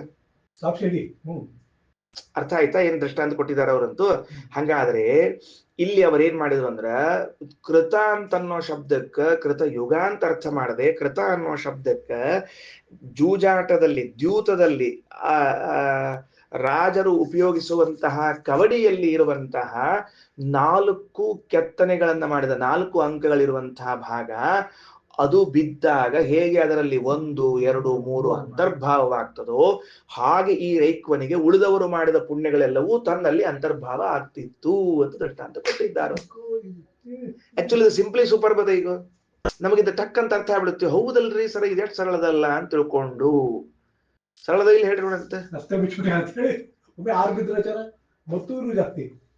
ಏನು ಮಜಾ ಬಂತಿಲ್ಲ ಹೆಂಗಂತ ಹೇಳಿದ್ದು. ಇನ್ನೊಂದು ತಗೊಳ್ರಿ, ಮಜಾ ಅದ ಇಲ್ಲಿ. ಇದನ್ನ ಯಾರು ಕಂಡಿದ ಗೊತ್ತಿಲ್ಲ ಅವತ್ತಿ ಆಟ. ಏನು ಅಂದ್ರೆ, 1 ಬಿದ್ರೆ 1 ಮನಿ ಸರಿಸ್ಬೇಕು, 2 ಬಿದ್ರೆ 2 ಮನಿ ಸರಿಸ್ಬೇಕು, 3 ಬಿದ್ರೆ 3 ಮನಿ ಸರಿಸ್ಬೇಕು, 4 ಬಿದ್ರೆ 4 ಮನಿ ಸರಿಸಿ ಇನ್ನೊಂದು ಆಟ ಬರ್ತದ. ಅದಕ್ಕೆ 1 ಕೈ ಸಿಕ್ತು ಅಂತ ಮತ್ತೊಂದ್ಸಲ ಹಾಕ್ಲಿಕ್ಕೆ ಅವಕಾಶ ಸಿಗ್ತದೆ. ಪ್ಲಸ್ ಅದು ಆಶ್ಚರ್ಯ ಏನಂದ್ರೆ, ಈ ಆಟಗಳನ್ನ ಯಾರು ಕಂಡಿಡಿದಾರೋ ಏನೋ ಎಲ್ಲರ. ಹಿಂಗಂದ್ ಹಾಕಿದೆ, 4 ಬಿತ್ತಲೆ ಅನ್ಕೊಳ್ಳಿ, ಇನ್ನೊಂದ್ ಕೈ ಬಿತ್ತಂತ. ಕೆಲವ್ರು ಏನ್ ಮಾಡ್ತಾರೆ, 4 ಬಿಟ್ಟು ಇನ್ನೊಮ್ಮೆ ಹಾಕ್ತಿರ್ತಾರೆ. ಕೆಲವ್ರು ಹಾಕಿ ಅದನ್ನದನ್ನು ಕೂಡಿ ಯಾರ ಕತ್ರಿ ಹೊಡೆದು ಮತ್ತೊಂದ್ ಮಾಡಿ ಇನ್ನೊಬ್ಬರನ್ನ ಕತ್ತರಿಸಿದ್ರೆ ಮತ್ತೊಂದ್ ಸರ್ತಿ ಕೈ ಸಿಗ್ತಿರ್ತಾವ. ಭಾರಿ ವಿಚಿತ್ರ ಆಟ ಇವೆಲ್ಲ. ಅಂದ್ರ ಈ 4 ಅಂತ ಅನ್ನೋದೇನದಲ್ಲ, ಇದು 1 2 3ಗಿಂತಲೂ ಹೆಚ್ಚಿನದ್ದು. ಅದೇನಾಗ್ತದ ಅಂದ್ರೆ 1 ಅನ್ನ ತನ್ನೊಳಗ, 2 ಅನ್ನ ತನ್ನೊಳಗ, 3 ಅನ್ನ ತನ್ನೊಳಗ ಸೇರ್ಸ್ಕೊಂಡು ಮುಂದೆ ಬಂದು ನಿಂತ್ಕೋತದ, ಮತ್ತೊಂದು ಕೈ ಸಿಗ್ತದ. ಹೆಂಗೋ ಹಂಗ ಈ ರೈಕ್ವ ಮಹಾರಾಜ ಮಾಡಿರುವಂತ, ಇದು ಯಾರು ರೈಕ್ವ ಮಾಡಿದ ರೈಕ್ವ ಋಷಿಗಳು ಮಾಡಿರುವಂತಹ ಕರ್ಮಗಳಲ್ಲಿ ಉಳಿದವರ ಎಲ್ಲ ಕರ್ಮಗಳು ಒಳಗೆ ಸೇರ್ಕೊಂಡ್ಬಿಡುತ್ತಾವ ಅಂತ ಬರ್ದಾರ. ತಿಳಿತಾ ಹೋದೋ ಇಲ್ಲೋ? ಅದಕ್ಕೆ ಶ್ರೀಮದಾಚಾರ್ಯ ವ್ಯಾಖ್ಯಾನ ಬಂದಾಗಂತ ಇಲ್ಲೊಂದು ಪ್ರಶ್ನೆ ಬರ್ತದೆ, ಅಲ್ರಿ ಈಗ ಆ ಹಂಸ ಪಕ್ಷಿಗಳಾಗಲಿ ಹಂಸ ಪಕ್ಷಿಗಳಾಗಲಿ ಮುಂದೆ ಜಾನುಶ್ರುತಿ ಪೌತ್ರಾಯಣ ಹಂಸ ಹೇಳಿದ ವಾಕ್ಯವನ್ನ ವರ್ಡ್ ಟು ವರ್ಡ್ ಅನುವಾದ ಮಾಡ್ತಾನ, ಒಂದು ಕೂಡ ಏನ್ ಮಾಡೋದಿಲ್ಲ ಅಂದ್ರೆ ಬದಲಾಯಿಸೋದಿಲ್ಲ. ಮುಂದಿನ ವಾಕ್ಯ ತಗೊಳ್ರಿ, ಗೊತ್ತಾಗ್ತದೆ. 6ನೇ ಮಂತ್ರಕ್ಕೆ ಹೋದ್ರಿ ಅಂದ್ರೆ ಯಥಾಕೃತಾಯ ವಿಜಿತಾಯ ಅಧರೇಯಾಹ ಸಂಯಂತಿ ಯೋಮೇನಂ ಸರ್ವಂ ತದಪಿ ಸಮೇತಿ ಯತ್ಕಿಂಚ ಪ್ರಜಾಹ ಸಾಧು ಕುರುವಂತಿ ಯಸ್ತದ್ವೇದ ಯತ್ಸವೇದ ಸ ಸರ್ವಂ ಮಹೇತದುಕ್ತದಿತಿ ಅಂತ ಅದೇ ವಾಕ್ಯವನ್ನೇ ರಾಜನು ತನ್ನ ದೂತನ ಮುಂದೆ ಹೇಳಿ ಇಂಥ ರೈಕವರನ್ನು ಹುಡ್ಕೊಂಬ ಹೋಗು ಅಂತ ಕಳಿಸ್ತಾನವ. ಅಂದ್ರೆ ಹಂಸ ಪಕ್ಷಿಯು ಉಚ್ಚರಿಸಿದ ವಾಕ್ಯವನ್ನೇ ಪುನರುಚ್ಚರಿಸಬೇಕಾಗಿದ್ದರೆ ಆ ವಾಕ್ಯದಲ್ಲಿನ ಒಂದು ಸ್ಪೆಲ್ಲಿಂಗ್ ಕೂಡ ಸೈಲೆಂಟ್ ಮಾಡದೆ, ಮಿಸ್ಟೇಕ್ ಮಾಡದೆ ಹೇಳಬೇಕಾಗಿದ್ರೆ ಆ ವಾಕ್ಯದ ಮಹತ್ವ ಎಷ್ಟದ ಹಂಗಾರ? ಆಯ್ತಾ? ಸರಿ, ಈಗ ಪ್ರಶ್ನೆ ಅವ್ರು ನಾವ್ ಕೇಳಿದ್ವಿ ಅವರಿಗೆ, ಅಲ್ರಿ ಸರ್ ನೀವ್ ಇದ್ ಹೆಂಗ್ ದೃಷ್ಟಾಂತ ಕೊಟ್ರಿ, ಇದು ತಪ್ಪಲ್ವೇ ದೃಷ್ಟಾಂತ ಕೊಟ್ರೆ ಬರೀ ಅಂತಾರ ಗೊತ್ತಾ? ಅಲ್ರಿ ಇಷ್ಟು ತಿಳಿಯೋದಿಲ್ವೇ ನಿಮಗೆ? ಅಕ್ಷಪ್ರಿಯಾಹ ರಾಜಾನಹ, ರಾಜರೆಲ್ಲರೂ ಕೂಡ ದ್ಯೂತಪ್ರಿಯರವರು. ನೀವು ಧರ್ಮರಾಜನ್ ನೋಡ್ರಿ, ಜೂಜಾಡಿದ. ದುರ್ಯೋಧನ ನೋಡ್ರಿ ಜೂಜಾಡಿದವ. ನಳ ಮಹಾರಾಜನ್ ನೋಡ್ರಿ ಜೂಜಾಡಿದವ. ಅಂದ್ಮೇಲೆ ನಳ ಮಹಾರಾಜ, ಧರ್ಮರಾಜ ಇವರೆಲ್ಲರೂ ಕೂಡ ಅಕ್ಷಪ್ರಿಯರು, ಜೂಜಾಡ್ಲಿಕ್ಕೆ ಭಾರಿ ಪ್ರೀತಿ ಅವರಿಗೆ. ಅಕ್ಷರ ದ್ಯೂತ, ಜೂಜು. ಆಮೇಲೆ ಬಲರಾಮ ದೇವರು ರುಕ್ಮಿ ಜೊತೆಗೆ ಜೂಜಾಡಿದರು. ಅಂದ ಮೇಲೆ ರಾಜರೆಲ್ಲರಿಗೂ ಕೂಡ ಪಗಡೆಯಾಟ ಅಂದ್ರೆ ಬಹಳ ಪ್ರಿಯವಾದದ್ದು. ಅಲ್ಲಿರುವಂತಹ ಸೇವಕನಿಗೆ ತಿಳಿಸಬೇಕಾಗಿದ್ದರೆ ಏನಂತ ತಿಳಿಸ್ಬೇಕು? ರೈಕ್ವ ಮುನಿಯ ಮಹಿಮಾ ಎಂತಹದ್ದು ಅಂತ ತಿಳಿಸ್ಬೇಕು. ಆದ್ರೆ ಅವ ಏನ್ ದೃಷ್ಟಾಂತ ಕೊಡ್ಬೇಕಾಗ್ಯದ, ಅವ್ರಿಗೂ ಇವ್ರಿಗೂ ಅಂಡರ್ಸ್ಟ್ಯಾಂಡ್ ಆಗುವಂತದ್ದು ಕೊಡ್ಬೇಕು ಅವಂಗ. ಎಲ್ಲದು ಇನ್ಯಾವ ಅವ್ರು ಈ ಯುಗದ ಬಗ್ಗೆ ಯಾಕೆ ತಗೊಳ್ತಿಲ್ಲ ಅಂದ್ರೆ ಅವ್ರು ಹೇಳಿದ್ರು ಅಂಡರ್ಸ್ಟ್ಯಾಂಡ್ ಆಗ್ಲಿಕ್ಕೆ. ನೀ ಎಂಥ ರೈಕ್ವ ಮುನಿಯನ್ ಕರ್ಕೊಂಡ್ಬರ್ಲಿಕ್ಕೆ ಅಂದ್ರೆ ನಾವ್ ಆಡೋ ಕಾಲಕ್ಕೆ 4 ಬಿದ್ರೆ ಹೆಂಗ್ 1, 2, 3 ಒಳ ಬರ್ತಾವ ನೋಡು, ಹಂಗ ಅವ್ರು ಇದ್ದಾರೋ, ಎಲ್ಲಾರ ಪುಣ್ಯ ಅವಂಗ ಬರ್ತದೋ ಅಂತವ್ರು ಕರ್ಕೊಂಬಾ ಅಂತ ದೃಷ್ಟಾಂತ ಕೊಟ್ಟಾರ. ಅವರು ಏನ್ ತಪ್ಪದ ಅಂತೆ ಸಮರ್ಥನೆ ಮಾಡಿಕೊಂಡಿದ್ದಾರೆ ಅವರು. ಸೈನಿಕನಿಗೆ ಆ ಪುಣ್ಯದ ಬಗ್ಗೆ ಅರ್ಥ, ಅವನು ಜೂಜಾಟದ ಅರ್ಥ ಆಗ್ತದ. ನೋಡ್ತಿರ್ತಾನ, ಯಾಕಂದ್ರೆ ದಿವಸ ಆಡಿದ್ದವ, ಅವನು ಆಡ್ತಿರ್ತಾನೆ ಖಾಲಿ ಇದ್ದೊತ್ತಿನೊಳಗೆ. ಅಲ್ಲೇ ಕಲ್ಲಿನ ಮೇಲೆ ಚಕ್ಪಿಸ್ಲೆ ಬರ್ಕೊಂಡು 2 ಕಡ್ಡಿ ಗಿಡ್ಡಿ ಇಟ್ಕೊಂಡು ಹಿಂಗ್ ಟಣ್ಣದ ಆಟ ಆಡ್ತಾನವ. ಅದನ್ನು ದೃಷ್ಟಾಂತ ಕೊಟ್ಟಿದ್ದಾರೆ ಅಂತ. ಆದರೆ ವಿದೇಶ ತೀರ್ಥರಂತಾರೆ ಎರಡೂ ಅಬದ್ಧಾಲನೆ ಮಾಡಿದ್ದು. ಯಾಕೆ ಅಂದ್ರೆ ಅವ ಜೂಜಾಡ್ಲಿಕ್ಕೆ ಪ್ರಿಯನಾಗಿದ್ದಾನೆ ಎಂಬುದಕ್ಕೆ ಹಿಂದೆ ಮುಂದೆ ಯಾವ ವಾಕ್ಯಗಳು ಇಲ್ಲ. ಮೊದಲನೇದ್ದು ದೃಷ್ಟಾಂತ ನೀವು ತಪ್ಪು ಕೊಟ್ಟಿದ್ದೀರಿ. ಎರಡನೇದ್ದೇನು ಅಂದ್ರೆ ಅವನ ಅನ್ನದಾನತ್ವದ ಮಹಿಮಾ ಎಷ್ಟದ ಅಂದ್ರೆ ಅವ ಅನ್ನದಾನ ಮಾಡಿದ್ದರಿಂದಾಗಿ ಅವನ ಕಾಂತಿ ಸ್ವರ್ಗದವರೆಗೆ ಹೋಗಿ ಮುಟ್ಟಿದೆ. ಹಂಸ ಪಕ್ಷಿಗಳು ಅವ್ರ ಪ್ರಕಾರ, ನಮ್ಮ ಪ್ರಕಾರ ಅಲ್ಲ, ಅವ್ರ ಪ್ರಕಾರ ಹಂಸ ಪಕ್ಷಿಗಳು ಅಂದ್ರೆ ಯಾರು ಅಂದ್ರೆ ಋಷಿಗಳು ದೇವತೆಗಳು ಹಂಸ ಪಕ್ಷಿಗಳಾಗಿ ಬಂದು ನಿಂತು ಇವನ ಮಹಿಮೆಯನ್ನ ವರ್ಣಿಸ್ತಿದ್ದಾರೆ ಎಂದು ಬರೆದಿದ್ದಾರೆ ಅವರು, ಬೇರೆ ವ್ಯಾಖ್ಯಾನಕಾರರು. ಅಂದ್ರೆ ನಾವು ಇಷ್ಟೊತ್ತು ಯಾವ ಹಂಸದ ಬಗ್ಗೆ ತಿಳ್ಕೊಂಡಿದ್ದಿಲ್ಲ, ಆ ಹಂಸದ ಬಗ್ಗೆ ಅವರು ಹೇಳುವಾಗ ಋಷಿಗಳು ದೇವತೆಗಳೇ ಹಂಸ ರೂಪದಲ್ಲಿ ಬಂದು ಏನಪ್ಪಾ ರಾಜ ನೀ ಎಂಥ ಅನ್ನದಾನ ಮಾಡಿದ್ದಿ ಅಂತ ಹೊಗಳುತ್ತಿದ್ದಾರೆ. ಋಷಿಗಳಿಂದ ದೇವತೆಗಳಿಂದ ಹೊಗಳಿಸಿಕೊಳ್ಳಲ್ಪಡುವಂತಹ ರಾಜ ತನ್ನ ಕೀರ್ತಿಯನ್ನ ಸ್ವರ್ಗದವರೆಗೆ ಮುಟ್ಟಿಸಿರುವಂತವನು ಅಕ್ಷದಲ್ಲಿ ಆಸಕ್ತನಾಗಿರ್ತಾನೆ ಅಂತ ಹೆಂಗೆ ಹೇಳ್ತೀರಿ? ಇದು ಹೊಂದಾಣಿಕೆ ಆಗುವುದಿಲ್ಲ. ಅವ ಈಗ ಅಂಬರೀಷ ಮಹಾರಾಜ ಏಕಾದಶಿ ವ್ರತಾದಿಗಳನ್ನೆಲ್ಲ ಮಾಡ್ತಾ ಅಂತ ತಿಳ್ಕೊಂಡು ಹೇಳಿ ಅವ ಬಹಳ ಪ್ರಸಿದ್ಧ, ಅವ ಜೂಜಾಡ್ತಿದ್ನಲ್ಲ ಅಂತ ಹೇಳಿ ಬರ್ತೇನು? ಯಾಕಂದ್ರೆ ಅವ್ನ ಲೈಫ್ ಟೈಮ್ ಒಂದ್ ದಿವಸ ಜೂಜಾಡಿಲ್ಲವ. ಅಂದ ಮೇಲೆ ಅಂತಹ ದೃಷ್ಟಾಂತ ಕೊಡಬಾರದು. ಆದ್ದರಿಂದ ನೀವು ದೃಷ್ಟಾಂತ ಕೊಟ್ಟದ್ದೇ ತಪ್ಪು ಅಂತ ವೇದೇಶ ತೀರ್ಥರು ಆ ವ್ಯಾಖ್ಯಾನವನ್ನ ವಿಮರ್ಶೆ ಒಳಪಡಿಸ್ತಾರೆ. ಅರ್ಥ ಆಯ್ತಾ? ಈಗ ಅವ್ರು ಏನ್ ದೃಷ್ಟಾಂತ ಕೊಟ್ರು, ಏನ್ ಸಮರ್ಥನೆ ಮಾಡಿಕೊಂಡ್ರು, ಅದಕ್ಕೆ ವೇದೇಶ ತೀರ್ಥ ಶ್ರೀಪಾದರು ಏನ್ ನಿರಾಕರಣೆ ಮಾಡಿದ್ರು ಎಂಬುದು ತಿಳ್ಕೊಂಡ್ವಿ. ಎಸ್, ಈಗೇನು ಅಂದ್ರೆ ಬರ್ರಿ ಶ್ರೀಮದಾಚಾರ್ಯ ದೃಷ್ಟಾಂತ. ನಿಮ್ಮ ಆಚಾರ ಕೊಟ್ಟ ದೃಷ್ಟಾಂತವನ್ನು ಮೊದಲು ಹೇಳ್ರಿ, ಆಮೇಲೆ ಅದರ ವಿವರಣೆ ಕೊಡ್ರಿ, ಸರಿ ಸಮರ್ಥನೆ ಮಾಡ್ರಿ. ಈಗ ಜವಾಬ್ದಾರಿ ನಿಮ್ದದು. ಈಗ ಶ್ರೀಮದಾಚಾರ್ಯ ಏನ್ ದೃಷ್ಟಾಂತ ಕೊಡ್ಲಿಕ್ಕತ್ತಾರ ಅಂದ್ರೆ ಯಥಾ ಕೃತಾಯ ವಿಜಿತಾಯ ಅಧರೇಯಾಹ ಅಂತದಲ್ಲ. ಅದಕ್ಕೆ ಆಚಾರ್ಯ ವ್ಯಾಖ್ಯಾನ ಮಾಡುವಾಗ ಕೃತೆ ಕೃತಾಯ ವಿಜಿತಾಯ ಎಂಬ ಶಬ್ದಕ್ಕ ಕೃತೆ ಜಿತೆ, ಕೃತಯುಗವನ್ನ ಗೆದ್ದಾಗ ತ್ರೇತಾದಿ ಜಯ ಫಲಂ ಚ ತಸ್ಸೈವ ಭವತಿ, ತ್ರೇತಾದಿ ಜಯದ ಫಲವು ಅವನಿಗೆ ಆಗುತ್ತದೆ. ಇಲ್ಲಿ ಕೃತ ಶಬ್ದಕ್ಕೆ ಶ್ರೀಮದಾಚಾರ್ಯ ಸ್ಪಷ್ಟವಾಗಿ ಕೃತಯುಗ ಅಂತ ಅರ್ಥ ಮಾಡಿಕೊಂಡಿದ್ದಾರೆ. ಅಲ್ಲಿ ಮೇಲಿರುವಂತಹ ಚತುರ್ಥಿ ವಿಭಕ್ತಿಯನ್ನ ಸಪ್ತಮಿ ವಿಭಕ್ತಿಯಲ್ಲಿ ಮಾಡಿಕೊಂಡು ಲಾಭ ಏನು ಅಂತ ಕೇಳಿದ್ರೆ ಅದನ್ನ ಸತಿ ಸಪ್ತಮಿ ವಿಭಕ್ತಿ ಅಂತ ಮಾಡಿಕೊಳ್ಳಿಕ್ ಬರ್ತದೆ. ಮಾಡಿಕೊಂಡಾಗ ಕೃತೆ ಜಿತೆ ಸತಿ ಕೃತಯುಗವನ್ನ ಗೆದ್ದಾಗ ತ್ರೇತಾದಿಗಳನ್ನ ಗೆದ್ದ ಫಲವು ಬರುತ್ತದೆ. ಎದರಿಂದ ಅಂತ ಕೇಳಿದ್ದಕ್ಕೆ ಸತ್ಕರ್ಮಾಚರಣೆಯಿಂದ. ಒಳ್ಳೆ ಕರ್ಮಗಳನ್ನ ಮಾಡ್ತಾ ಇದ್ದಾರೆ, ಆ ಕರ್ಮಗಳನ್ನ ಮಾಡಿದಾಗ ಅಂತ ಬರ್ತದೆ. ಇಲ್ಲಿ ಜಿತ ಅಂತ ಅನ್ನೋ ಶಬ್ದದ ಅರ್ಥ ಏನು ಅಂತ ಒಂದು ಪ್ರಶ್ನೆ ಮೊದಲನೇದ್ದು. ಜಿತ ಅನ್ನೋ ಶಬ್ದಕ್ಕೆ ಅರ್ಥ ಏನು ಅಂದ್ರೆ ಎರಡು ಅರ್ಥವನ್ನ ಶ್ರೀಮದಾಚಾರ್ಯರು ತಿಳಿಸಿಕೊಟ್ಟದ್ದನ್ನ ಹೇಳ್ತಾ ಇದ್ದೇನೆ. ಒಂದು, ಜಿತ ಅಂತ ಅನ್ನೋ ಶಬ್ದಕ್ಕ ವಶೀಕೃತ ಅಂತ ಅರ್ಥ, ವಶ ಮಾಡಿಕೊಂಡವನು. ಎರಡನೇದ್ದು ಪ್ರಾಪ್ತ ಅಂತ ಅರ್ಥ. ಬರೆದಿಟ್ಕೊಂಡಿರಿ ಎರಡೂ ಶಬ್ದಗಳ ಅರ್ಥವನ್ನ. ಜಿತ ಈಸ್ ಈಕ್ವಲ್ ಟು ವಶೀಕೃತ, ಜಿತ ಈಸ್ ಈಕ್ವಲ್ ಟು ಅಲ್ಲೇ ಅದ್ರ ಬಜೆಟ್ ಕ್ರಮ ಹಾಕೊಂಡು ಬರ್ಕೋಬಹುದು. ಏನು ಅಂದ್ರೆ ಪ್ರಾಪ್ತ ಅಂತ ಬರ್ಕೋಬಹುದು. ಎಲ್ಲಿ ಹೀಗೆ ಅರ್ಥವನ್ನು ಹೇಳಿದ್ದಾರೆ ಅಂತಂದ್ರೆ ಎರಡನೇ ಸ್ಕಂದದ ಭಾಗವತದಲ್ಲಿ ಜಿತಶ್ವಾಸ ಜಿತಾಸನಃ, ಎರಡನೇ ಸ್ಕಂದ ಭಾಗವತ ಎರಡನೇ ಸ್ಕಂದದಲ್ಲಿ ಅವ ಧ್ಯಾನ ಮಾಡ್ಲಿಕ್ಕೆ ಕೂಡ್ಬೇಕಾದವನು ಹೆಂಗ ಕೂಡ್ಬೇಕು ಅಂದ್ರೆ ಜಿತಶ್ವಾಸ, ಶ್ವಾಸವನ್ನ ಗೆಲ್ಲಬೇಕು ಅಂತದ. ಶ್ವಾಸವನ್ನ ಗೆಲ್ಲಬೇಕು ಅಂದಾಗ ಅಲ್ಲಿ ಆಚಾರ್ಯ ವ್ಯಾಖ್ಯಾನ ಬರೀತಾರೆ, ಭಕ್ತ್ಯಾ ಪ್ರಾಣಂ ವಶೇ ಕೃತ್ವ ಜಿತಶ್ವಾಸೋ ಭವತ್ಯುತ.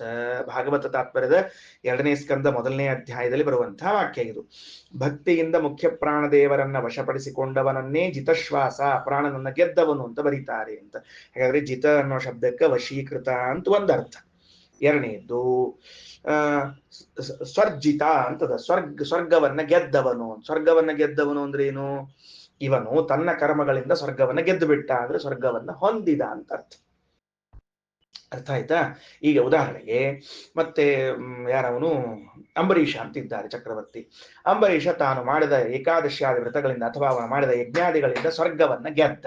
ಸ್ವರ್ಗವನ್ನ ಗೆದ್ದ ಅಂದ್ರ ಹಿರಣ್ಯಕಶಿಪು ಬಲಿ ಚಕ್ರವರ್ತಿ ಗೆದ್ದಂತೆ ಅವರನ್ನ ಓಡಿಸಿ ಗೆದ್ದದ್ದಲ್ಲ. ಇಲ್ಲಿ ಏನ್ ಮಾಡಿದ? ಸ್ವರ್ಗವನ್ನ ಹೊಂದಿದ, ಪ್ರಾಪ್ತಿ ಅಂತ ಅರ್ಥ. ಹಾಗಾದ್ರೆ ಜಿತ ಶಬ್ದಕ್ಕ ವಿಜಿತ ಶಬ್ದಕ್ಕ ವಶಪಡಿಸಿಕೊಳ್ಳುವುದು, ಹೊಂದುವುದು ಅಂತ ಎರಡು ಅರ್ಥ ಬಂತು. ಸರಿ ಆಯ್ತಾ? ಮೊದಲನೇದ್ದು. ಈಗ ಕೃತೆ ಜಿತೆ ಅಂತನ್ನೋ ಶಬ್ದಕ್ಕ ಕೃತಯುಗವನ್ನ ಗೆದ್ದದ್ದು ಅಂದ್ರೆ ಏನರ್ಥ ಮಾಡಬೇಕು? ಕೃತಯುಗವನ್ನು ವಶಪಡಿಸಿಕೊಂಡವನು. ಕೃತಯುಗವನ್ನ ವಶಪಡಿಸಿಕೊಂಡವನು ಅಥವಾ ಕೃತಯುಗವನ್ನು ಹೊಂದಿದವನು ಏನು ಮತ್ತೆ ವಿವರಣೆ ಮಾಡ್ಬೇಕು ಇದಕ್ಕ. ಕೃತಯುಗವನ್ನ ವಶಪಡಿಸಿಕೊಳ್ಳುವುದು ಅಂದ್ರೆ ಅರ್ಥ ಏನು? ಕೃತಯುಗದಲ್ಲಿ ಮಾಡಬೇಕಾದ ಎಲ್ಲ ಸತ್ಕರ್ಮಗಳನ್ನ ಮಾಡಿ ಆ ಯುಗವನ್ನೇ ತನ್ನ ವಶದಲ್ಲಿ ಇಟ್ಕೊಂಡಿದ್ದ. ಯುಗದವನ್ನೇ ತನ್ನ ವಶದಲ್ಲಿ ಇಟ್ಕೊಂಡಿದ್ದ. ಈಗ ಅರ್ಥ ಆಗ್ಲಿಕ್ಕತ್ತದ ನಮಗದು. ಈಗ ಅರ್ಥ ಆಗ್ಲಿಕ್ಕತ್ತದ. ಇಂದ್ರಿಯಗಳನ್ನೆಲ್ಲ ತನ್ನ ವಶದಲ್ಲಿ ಇಟ್ಟುಕೊಂಡಿದ್ದ ಅನ್ನುವಂತೆ ಕೃತಯುಗವನ್ನ ತನ್ನ ವಶದಲ್ಲಿ ಇಟ್ಟುಕೊಂಡಿದ್ದಾನ ಅಂತಂದ್ರೆ ಯುಗದಲ್ಲಿ ಮಾಡಬೇಕಾದ ಧರ್ಮಗಳನ್ನೆಲ್ಲವನ್ನ ಮಾಡಿದ್ದಾನೆ. ಸರಿ ಆಯ್ತಾ? ಮುಂದೆ ಹೊಂದಿದ್ದಾನೆ ಅಂದ್ರೆ ಉಳಿದ ಯುಗದಲ್ಲಿ ಮಾಡಿದಾಗ ಏನೇನು ಪುಣ್ಯಗಳನ್ನು ಹೊಂದಬೇಕಾಗಿತ್ತೋ ಅದನ್ನೆಲ್ಲವನ್ನ ಹೊಂದಿದ್ದಾನೆ ಅಂತ ಅರ್ಥ. ಸರಿ, ಈಗ ಇದು ಮುಗಿಯಿತು. ಈಗ ಜಿತ ಶಬ್ದದ ವಿವರಣೆಯನ್ನು ಮುಗಿಸಿದ್ದೇವೆ. ಈ ಕೃತಯುಗದ್ದೇನು ಗದ್ದಲ ಇದು ಅಂತ ತಿಳ್ಕೊಳ್ಬೇಕಾಗಿದ್ರೆ ನೀವೆಲ್ಲ ನನ್ನ ಕೈಯಲ್ಲಿದ್ದ ಪುಸ್ತಕದಲ್ಲಿದ್ದ ನಂಬರ್ ಇದ್ರೆ 61ನೇ ಪುಟಕ್ಕೆ ಹೋಗಬೇಕಾಗ್ತದೆ. ಅಂದ್ರೆ ಆಥರ್ವಣ ಉಪನಿಷತ್ತಿಗೆ ಹೋಗಬೇಕಾಗ್ತದೆ. ಆಥರ್ವಣ ಉಪನಿಷತ್ತಿನ ಭಾಷ್ಯದಲ್ಲಿ ಮೊದಲನೇ ಖಂಡದ ಶ್ರೀನಿವಾಸ್ ಆಥರ್ವಣ ಉಪನಿಷತ್ತು ತೆಗೆದ್ರೆ 2ನೇ 3ನೇ ಪೇಜಿನಲ್ಲಿ ಏನೇ ಒಂದು ಘಟನೆ ಬರ್ತದೆ. ಏನ್ ಬರ್ತದ ಅಂತಂದ್ರೆ, ನಾವು ಯಾವುದೇ ಯುಗದಲ್ಲಿ ಇದ್ರೂ ಕೂಡ ಕೃತಯುಗದ ಧರ್ಮವನ್ನ ಆಚರಣೆ ಮಾಡಬೇಕು ಅಂತ ಒಂದು ವಾಕ್ಯ ಇದೆ. ಮಹೇಶಾಚಾರ ಹಾದಿಗೆ ಬರ್ಲಿಕ್ಕತ್ತೀಗ ಕಾರ್ಯಕ್ರಮ ಲೈನ್ ಆಗಿ ಬರ್ಲಿಕ್ಕತ್ತೀಗ 61 ಪೇಜ್ ನಂಬರ್ ತಕ್ಕೊಂಡ್ರಿ ಅಂತ ಇಟ್ಕೊಳ್ರಿ ನಿಮ್ ಪುಸ್ತಕದಾಗ. ಅಕಸ್ಮಾತ್ ಆಗಿ ಪುಸ್ತಕ ಮಸ್ತಕದಲ್ಲಿದ್ರ ತಕ್ಕೊಂಡ್ರಿ ಅಂದ್ರೆ ಅಲ್ಲಿ ಬರೀತಾರ, ಕೃತಯುಗ, ತ್ರೇತಾಯುಗ, ದ್ವಾಪರಯುಗ, ಕಲಿಯುಗಗಳು ಅಂತೇನಿವೆಯೋ ಈ 4 ಯುಗಗಳಲ್ಲೂ ಕೂಡ ಬೇರೆ ಬೇರೆ ಧರ್ಮಗಳನ್ನ ಹೇಳಲಾಗಿದೆ. ರೈಟಾ? ಕಲಿಯುಗದ ಧರ್ಮಗಳು ಬೇರೆ, ತ್ರೇತ ಬೇರೆ. ಈಗ ನಾನು ಕಲಿಯುಗದಲ್ಲಿ ಇದ್ದೇನೆ, ನನಗೆ ಸ್ವಲ್ಪ ಶಕ್ತಿ ಇದೆ ಅಂತ ಇಟ್ಕೊಳ್ರಿ. ನಾನೇನ್ ಧರ್ಮಾಚರಣೆ ಮಾಡಬೇಕು ಅಂತ ಕೇಳಿದ್ರೆ ಶ್ರೀಮದಾಚಾರ್ಯ ಅಂತಾರೆ, ಮುಖ್ಯೋ ಧರ್ಮ ಕಾರ್ತಯುಗೋ ವರ್ತಿತವ್ಯ ಕಲಾವಪಿ. ಕಲಿಯುಗದಲ್ಲೂ ಕೂಡ ಕೃತಯುಗದ ಧರ್ಮವನ್ನೇ ನೀವಾಚರಣೆ ಮಾಡಬೇಕು. ತಿಳಿತಾ ಏನಂತ ಹೇಳಿದ್ದು? ಶ್ರೀನಿವಾಸ್ ಮೊದಲನೇ ಮಂತ್ರದ ಕೆಳಗೆ ವ್ಯಾಖ್ಯಾನ ಇದು, ಬೇರೆ ಇಲ್ಲೇ ಇಲ್ಲ. ಅಥಪರ ಯಯಾ ತದಕ್ಷರ ಅಧಿಗಮ್ಯತೆ ಅಂತ 5ನೇ ಮಂತ್ರ ಮುಗಿದು ಕೂಡಲೇ ಋಗಾದ್ಯ ಅಪರಾ ವಿದ್ಯಾ ಯದಾ ವಿಷ್ಣೋರಮಾಚಕ ಅಂತದ. ಸಿಕ್ಕಿದೆಯಾ ನಿಮ್ ಪುಸ್ತಕದಲ್ಲಿ? ಅಲ್ಲೇ ಅಂತಾರ, ಮುಖ್ಯೋ ಧರ್ಮ ಕೃತಯುಗದಲ್ಲಿ ನೀವೇನ್ ಮಾಡ್ಬೇಕು ಅಂತ ಕೇಳಿದ್ರೆ, ನೋಡ್ರಿ 4 ಯುಗಗಳಲ್ಲಿರುವ ಧರ್ಮದಲ್ಲಿ ಧರ್ಮ ಚರ್ಚೆ ಬಂತು. ಈಗ ಏನ್ ಚರ್ಚೆ ಬಂತು ಅಂದ್ರೆ ಯಾವ ಧರ್ಮ ಶ್ರೇಷ್ಠ, ಕಲಿಯುಗದ ಧರ್ಮವೋ ತ್ರೇತಾಯುಗದ ಧರ್ಮವೋ ದ್ವಾಪರದ್ದೋ ಕೃತದ್ದೋ ಅಂದ್ರೆ ಶ್ರೀಮದಾಚಾರ್ಯರಂತಾರೆ ನಾರಾಯಣ ಸಂಹಿತಾ ವಾಕ್ಯ ಮುಖ್ಯೋ ಧರ್ಮ ಕಾರ್ತಯುಗ ವರ್ತಿತವ್ಯ ಕಲಾವಪಿ. ಕಲಿಯುಗದಲ್ಲೂ ಕೂಡ ನೀವು ಆಚರಣೆ ಮಾಡ್ಲಿಕ್ಕೆ ಸಮರ್ಥರಾಗಿದ್ರೆ ಕೃತಯುಗದ ಧರ್ಮವನ್ನೇ ಮಾಡಬೇಕು ಅಂತ ಹೇಳ್ತಾರೆ. ತ್ರೇತಾದೌ ತದಶಕ್ತ್ಯಾಹಿ ಧರ್ಮೋನ್ಯ ಸಂಪ್ರಕೀರ್ತಿತ.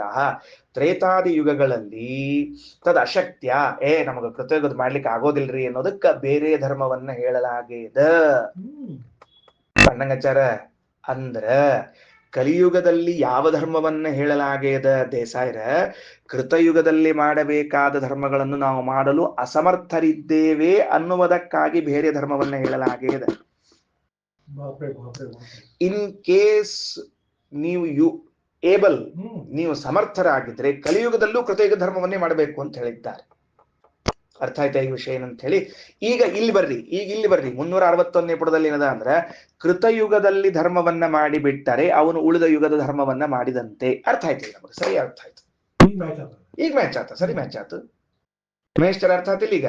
ಯಾಕಂದ್ರೆ ಕೃತಯುಗದಲ್ಲಿ ಮಾಡುವಂತಹ ಧರ್ಮವನ್ನೇ ತ್ರೇತಾಯುಗದಲ್ಲೂ ದ್ವಾಪರದಲ್ಲೂ ಕಲಿಯುಗದಲ್ಲೂ ಮಾಡಬೇಕು ಅಂತ ಧರ್ಮ ಇದ್ದದರಿಂದಾಗಿ, ಯಾಕೆಂದ್ರೆ ಧರ್ಮಗಳಲ್ಲಿ ಅತ್ಯಂತ ಶ್ರೇಷ್ಠವಾದ ಧರ್ಮ ಕೃತಯುಗದ ಧರ್ಮವಾದದ್ದರಿಂದಾಗಿ ಯಾವುದೇ ಯುಗಕ್ಕೆ ಬಂದಾಗಲೂ ಕೂಡ ನೀವು ಮಾಡಬೇಕಾದದ್ದು ಕೃತದ ಧರ್ಮ ಅಂದಮೇಲೆ ಕೃತಯುಗವಲ್ಲೇ ಧರ್ಮವನ್ನ ಮಾಡಿ ಪರಿಪೂರ್ಣ ಮಾಡಿಬಿಟ್ಟಿದ್ದ ಅಂದ್ರೆ ಎಲ್ಲಾ ಯುಗದ ಧರ್ಮಗಳನ್ನು ಮಾಡಿದಂತೆ ಆಯಿತು ಅಂತ ಶ್ರೀಮದಾಚಾರ್ಯರ ಆಥರ್ವಣ ಭಾಷ್ಯದ ವಾಕ್ಯ ಛಾಂದೋಗ್ಯ ವಾಕ್ಯದ ಭಾಷ್ಯವನ್ನು ಹೊಂದಿಸಿದಾಗ ಪರ್ಫೆಕ್ಟ್ ಮ್ಯಾಚ್ ಆಗ್ತದೆ. ಮಹಾಭಾರತ ತಾತ್ಪರ್ಯ ನಿರ್ಣಯದಲ್ಲಿ ಶ್ರೀಮದಾಚಾರ್ಯರು 32ನೇ ಅಧ್ಯಾಯದ 10ನೇ ಶ್ಲೋಕ ನೋಟ್ ತಗೊಳ್ಬೇಕು ನೀವೆಲ್ಲ. ನಾನು ಹೇಳಿದ ಶ್ಲೋಕಗಳನ್ನ ಪುನಃ ನೀವು ತೆಗೆದು ಓದಬೇಕು. ಆಮೇಲೆ ಏನು ಅಂತ ಕೇಳಿದ್ರೆ 32ನೇ ಅಧ್ಯಾಯದ 10ನೇ ಶ್ಲೋಕದಲ್ಲಿ ಏನಂತಾರ ಅಂದ್ರೆ ಸಮಾರಬ್ಧಂ ಕಲಿಯುಗಂ ಯದಾ ದುರ್ಯೋಧನೋಪತತ್. ಯಾವಾಗ ದುರ್ಯೋಧನ ಯುದ್ಧ ಭೂಮಿಯಲ್ಲಿ ತೊಡೆಗಳನ್ನು ಬರೆದುಕೊಂಡು ತೆಳಗೆ ಬಿದ್ನೋ ಅವತ್ತೇ ಕಲಿಯುಗ ಪ್ರಾರಂಭ ಆಯಿತು. ಅಲ್ಲಿಂದ ಮುಂದೆ 36 ವರ್ಷಗಳು ಪಾಂಡವರಿದ್ರು. ಎಷ್ಟು ವರ್ಷ ಇದ್ರು ಮುಂದೆ? 36 ವರ್ಷ ಪಾಂಡವರಿದ್ರು. ಅದು ಮಹತ್ತಲ್ಲ. ಷಟ್ತ್ರಿಶಾಬ್ದಂ ಪುನಃ ಕೃಷ್ಣ ಕೃತಮೇವ ಅನ್ವವರ್ತತ. ಶ್ರೀಮದಾಚಾರ್ಯ ಅಂತಾರ ಮುಂದಿನ 36 ವರ್ಷಗಳ ಕಾಲ ಕಲಿಯುಗದಲ್ಲಿ ಕೃತಯುಗವನ್ನ ನೆಲೆಗೊಳಿಸಿದ ಕೃಷ್ಣ ಪರಮಾತ್ಮ ಅಂತ ಮಾತು ಬರೀತಿದ್ದಾರೆ. ಈಗ ಹೇಳ್ರಿ, ಈ ಛಾಂದೋಗ್ಯೋಪನಿಷತ್ತಿನ ವಾಕ್ಯ ಸರಿ ಹೊಂತದೋ ಇಲ್ಲೋ ಅಂತ ತಿಳ್ಕೊಂಡು ಹೇಳಿ. ಕಲಿಯುಗದಲ್ಲೂ ಕೃತಯುಗದ ಧರ್ಮವನ್ನೇ ಮಾಡಬೇಕು ಅಂತ ತಿಳ್ಕೊಂಡು ಹೇಳಿದಾಗ ಅವನು ಕೃತಯುಗದ ಧರ್ಮವನ್ನ ಪರಿಪೂರ್ಣ ಮಾಡಿದ್ದಾನೆ ಅಂದ್ಮೇಲೆ ಕಲಿಯುಗದ್ದು ತ್ರೇತಾದ್ದು ದ್ವಾಪರದ್ದು ಎಲ್ಲವನ್ನ ಗೆದ್ದಂತೆ ಆಯ್ತಲ್ಲ. ಮತ್ತೆ ಹಾಗಿದ್ರೆ ನಮ್ಮ ಆಚಾರ ದೃಷ್ಟಾಂತ ಪರಮಾದ್ಭುತವಾದ ದೃಷ್ಟಾಂತ ಜಗತ್ತಿನಲ್ಲಿ. ಆಚಾರ್ಯ ಶ್ರೀಮದಾಚಾರ್ಯ ಬೇರೆಯವ್ರು ಬರೋದೇ ಇಲ್ಲ, ನೆನ್ಪಿಟ್ಕೊಂಡ್ಬಿಡ್ರಿ. ಎಷ್ಟು ಚಂದ ವಾಕ್ಯ ತಾತ್ಪರ್ಯದಲ್ಲಿ ಹೇಳ್ತೀನಿ ಕೇಳ್ರಿ. ಷಟ್ತ್ರಿಂಶಾಬ್ದಂ ಪುನಃ ಕೃಷ್ಣ ಕೃತಮೇವ ಅನ್ವವರ್ತತ. ಮತ್ತೆ 36 ವರ್ಷಗಳ ಕಾಲ ಕೃತಯುಗವನ್ನೇ ತಂದು ಇಟ್ಟಿದ್ದ.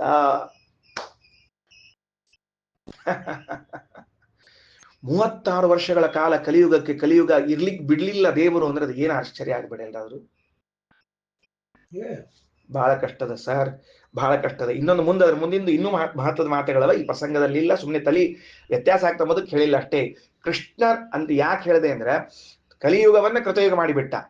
ಇದು ಏನ್ ತಿಳಿಸಿಕೊಡ್ತು ದೇವರದ್ದು ಅಂದ್ರೆ ಯುಗಾಧಿಕೃತ್ ಯುಗಾವರ್ತ ನೈಕಮಾಯೋ ಮಹಾಶನಃ. ವಿಷ್ಣು ಸಹಸ್ರನಾಮದಲ್ಲಿ ಯುಗಾಧಿಕೃತ್ ಯುಗಾವರ್ತ, ಯುಗಗಳನ್ನ ಆವರ್ತನೆ ಮಾಡ್ತೀನಿ ಸಾರ್, ನನಗೆ ಬೇಕು, ನಾನು ಕೃತಯುಗವನ್ನ ಕಲಿಯುಗ ಮಾಡ್ತೇನೆ, ಕಲಿಯುಗವನ್ನು ಕೃತಯುಗ ಮಾಡ್ತೇನೆ, ದ್ವಾಪರವನ್ನ ಮತ್ತೊಂದು ಮಾಡ್ತೇನೆ ಅಂತ ಹೇಳಿಕೊಳ್ಳುವ ಸಾಮರ್ಥ್ಯವನ್ನು ತೋರಿಸಿಕೊಟ್ಟ ಕೃಷ್ಣ. ಸುಮ್ಮನೆ ವಿಷ್ಣು ಸಹಸ್ರನಾಮ ಓದಬಾರದು, ಇಂಥಲ್ಲ ನೆನಪಿಟ್ಕೊಂಡು ಓದ್ಬೇಕು. ಯುಗಾಧಿಕೃತ್ ಯುಗಾವರ್ತ ನಿಗಮಾಯೋ ಮಹಾಶನಃ ಅಂತ ತಿಳ್ಕೊಂಡು ಮಾಡ್ತಿರ್ತಾಳ ಕೆಲಸ. ಸರಿ, ಮುಂದ ಮಹತ್ವದ ಅಂಶ ನೋಡ್ಕೊಳ್ರಿ. ಕೃತಾದಪಿ ವಿಶೇಷೋ ಯತ್ ಪುಣ್ಯಸ್ಯಾಧಿಕಂ ಫಲಂ ಅಲ್ಪಮೇವ ಚ ಪಾಪಸ್ಯ ಕಾಲಾತ್ ಕೃಷ್ಣಾಜ್ಞೆಯ ತಥಾ. ಕೃಷ್ಣ ಯುಗಕ್ಕ ಆಜ್ಞಾ ಕೊಟ್ಟನಂತ. ಏನೋ ನಾನು ಆದೇಶ ಮಾಡ್ಲಿಕ್ಕತ್ತೀನಿ, ಇಲ್ಲಿ ಅಂದ್ರ ಕಲಿಯುಗದಲ್ಲಿ ಕೃತಯುಗ ಏನು ಬಂದಾಗಿದೆ, ಇಲ್ಲಿ ನೀವು ಪುಣ್ಯವನ್ನ ಸ್ವಲ್ಪ ಮಾಡಿದ್ರು ಡಬಲ್ ತ್ರಿಬಲ್ ಫೋರ್ಬಲ್ ಪುಣ್ಯ ಬರಲಿ, ಮಹಾಪಾಪ ಮಾಡಿದ್ರು ಅಲ್ಪ ಶಿಕ್ಷೆಯಾಗಲ್ಲ. ಇದು ನನ್ನ ಆಜ್ಞಾ ಅಂತ ತಿಳಿದುಕೊಂಡು ಕೃಷ್ಣ ಪರಮಾತ್ಮ ಮಾಡಿಸ್ದ ಅನ್ನೋ ಮಾತನ್ನು ಹೇಳ್ತಾ ಇದ್ದಾರೆ. ಅಂದ ಮೇಲೆ ಛಾಂದೋಗ್ಯ ಉಪನಿಷತ್ತಿನ ಈ ರೈಕ್ವ ಮುನಿಗಳ ದೃಷ್ಟಾಂತವನ್ನ ಶ್ರೀಮದಾಚಾರ್ಯರು ಕೊಟ್ಟಂತೆ ಕೊಟ್ರೇನೆ ನಮಗೆ ರೈಕ್ವ ಮುನಿಗಳಲ್ಲಿ ವಿಶ್ವಾಸ ಹುಟ್ಟಿ ನಾವೂ ಧರ್ಮಾಚರಣೆಯನ್ನು ಮಾಡಬೇಕು ಅಂತ ಬುದ್ಧಿ ಬರ್ತದೆ ಹೊರತಾಗಿ ಜೂಜಾಡುವ ಕಥೆಯನ್ನು ಹೇಳಿದ್ರೆ ಆ ಬುದ್ಧಿ ಬರುವುದಿಲ್ಲ. ರೈಕ್ವ ಮುನಿಗಳು ಕೃತಯುಗ ಯಾವ ದೃಷ್ಟಾಂತ ಹೆಂಗ್ ಕೊಟ್ಟಾರ, ಒಬ್ಬ ವ್ಯಕ್ತಿ ಕೃತಯುಗವನ್ನ ಗೆದ್ದಂತೆ ಅಂದ್ರೆ ಆ ಯುಗದಲ್ಲಿ ಸರಿಯಾದ ಧರ್ಮಾಚರಣೆಯನ್ನ ಮಾಡಿ ತ್ರೇತ ದ್ವಾಪರ ಕಲಿ ಈ 4 ಯುಗಗಳಲ್ಲಿಯೂ ಕೃತಯುಗದ ಧರ್ಮವನ್ನೇ ಮಾಡಬೇಕಾದ್ದರಿಂದಾಗಿ ಆ ಧರ್ಮವನ್ನು ಅವನು ಅಲ್ಲಿ ಮಾಡಿದ್ದರಿಂದಾಗಿ ಎಲ್ಲಾ ಯುಗಗಳ ಧರ್ಮಗಳನ್ನ ಮಾಡಿದಂತೆ ಹೇಗಾಯಿತೋ ತದ್ವತ್ ರೈಕ್ವಮುನಿ ಮಾಡಿರುವಂತಹ ಕರ್ಮ ಪುಣ್ಯ ಸತ್ಕರ್ಮಗಳು ಹೆಂಗಿತ್ತು ಅಂದ್ರೆ ಉಳಿದವರು ಎಲ್ಲ ಮಾಡಿದ ಪುಣ್ಯಗಳು ಅವರ ಪುಣ್ಯದಲ್ಲಿ ಅಂತರ್ಭಾವ ಆಗ್ತಾ ಇತ್ತು. ಯಾಕೆ ಅಂದ್ರೆ ಅವರು ವಾಯುದೇವರನ್ನ ಸಂವರ್ಗ ಎಂಬುದಾಗಿ ತಿಳಿದಿದ್ದರು. ಶ್ರೀಕೃಷ್ಣಾರ್ಪಣಮಸ್ತು.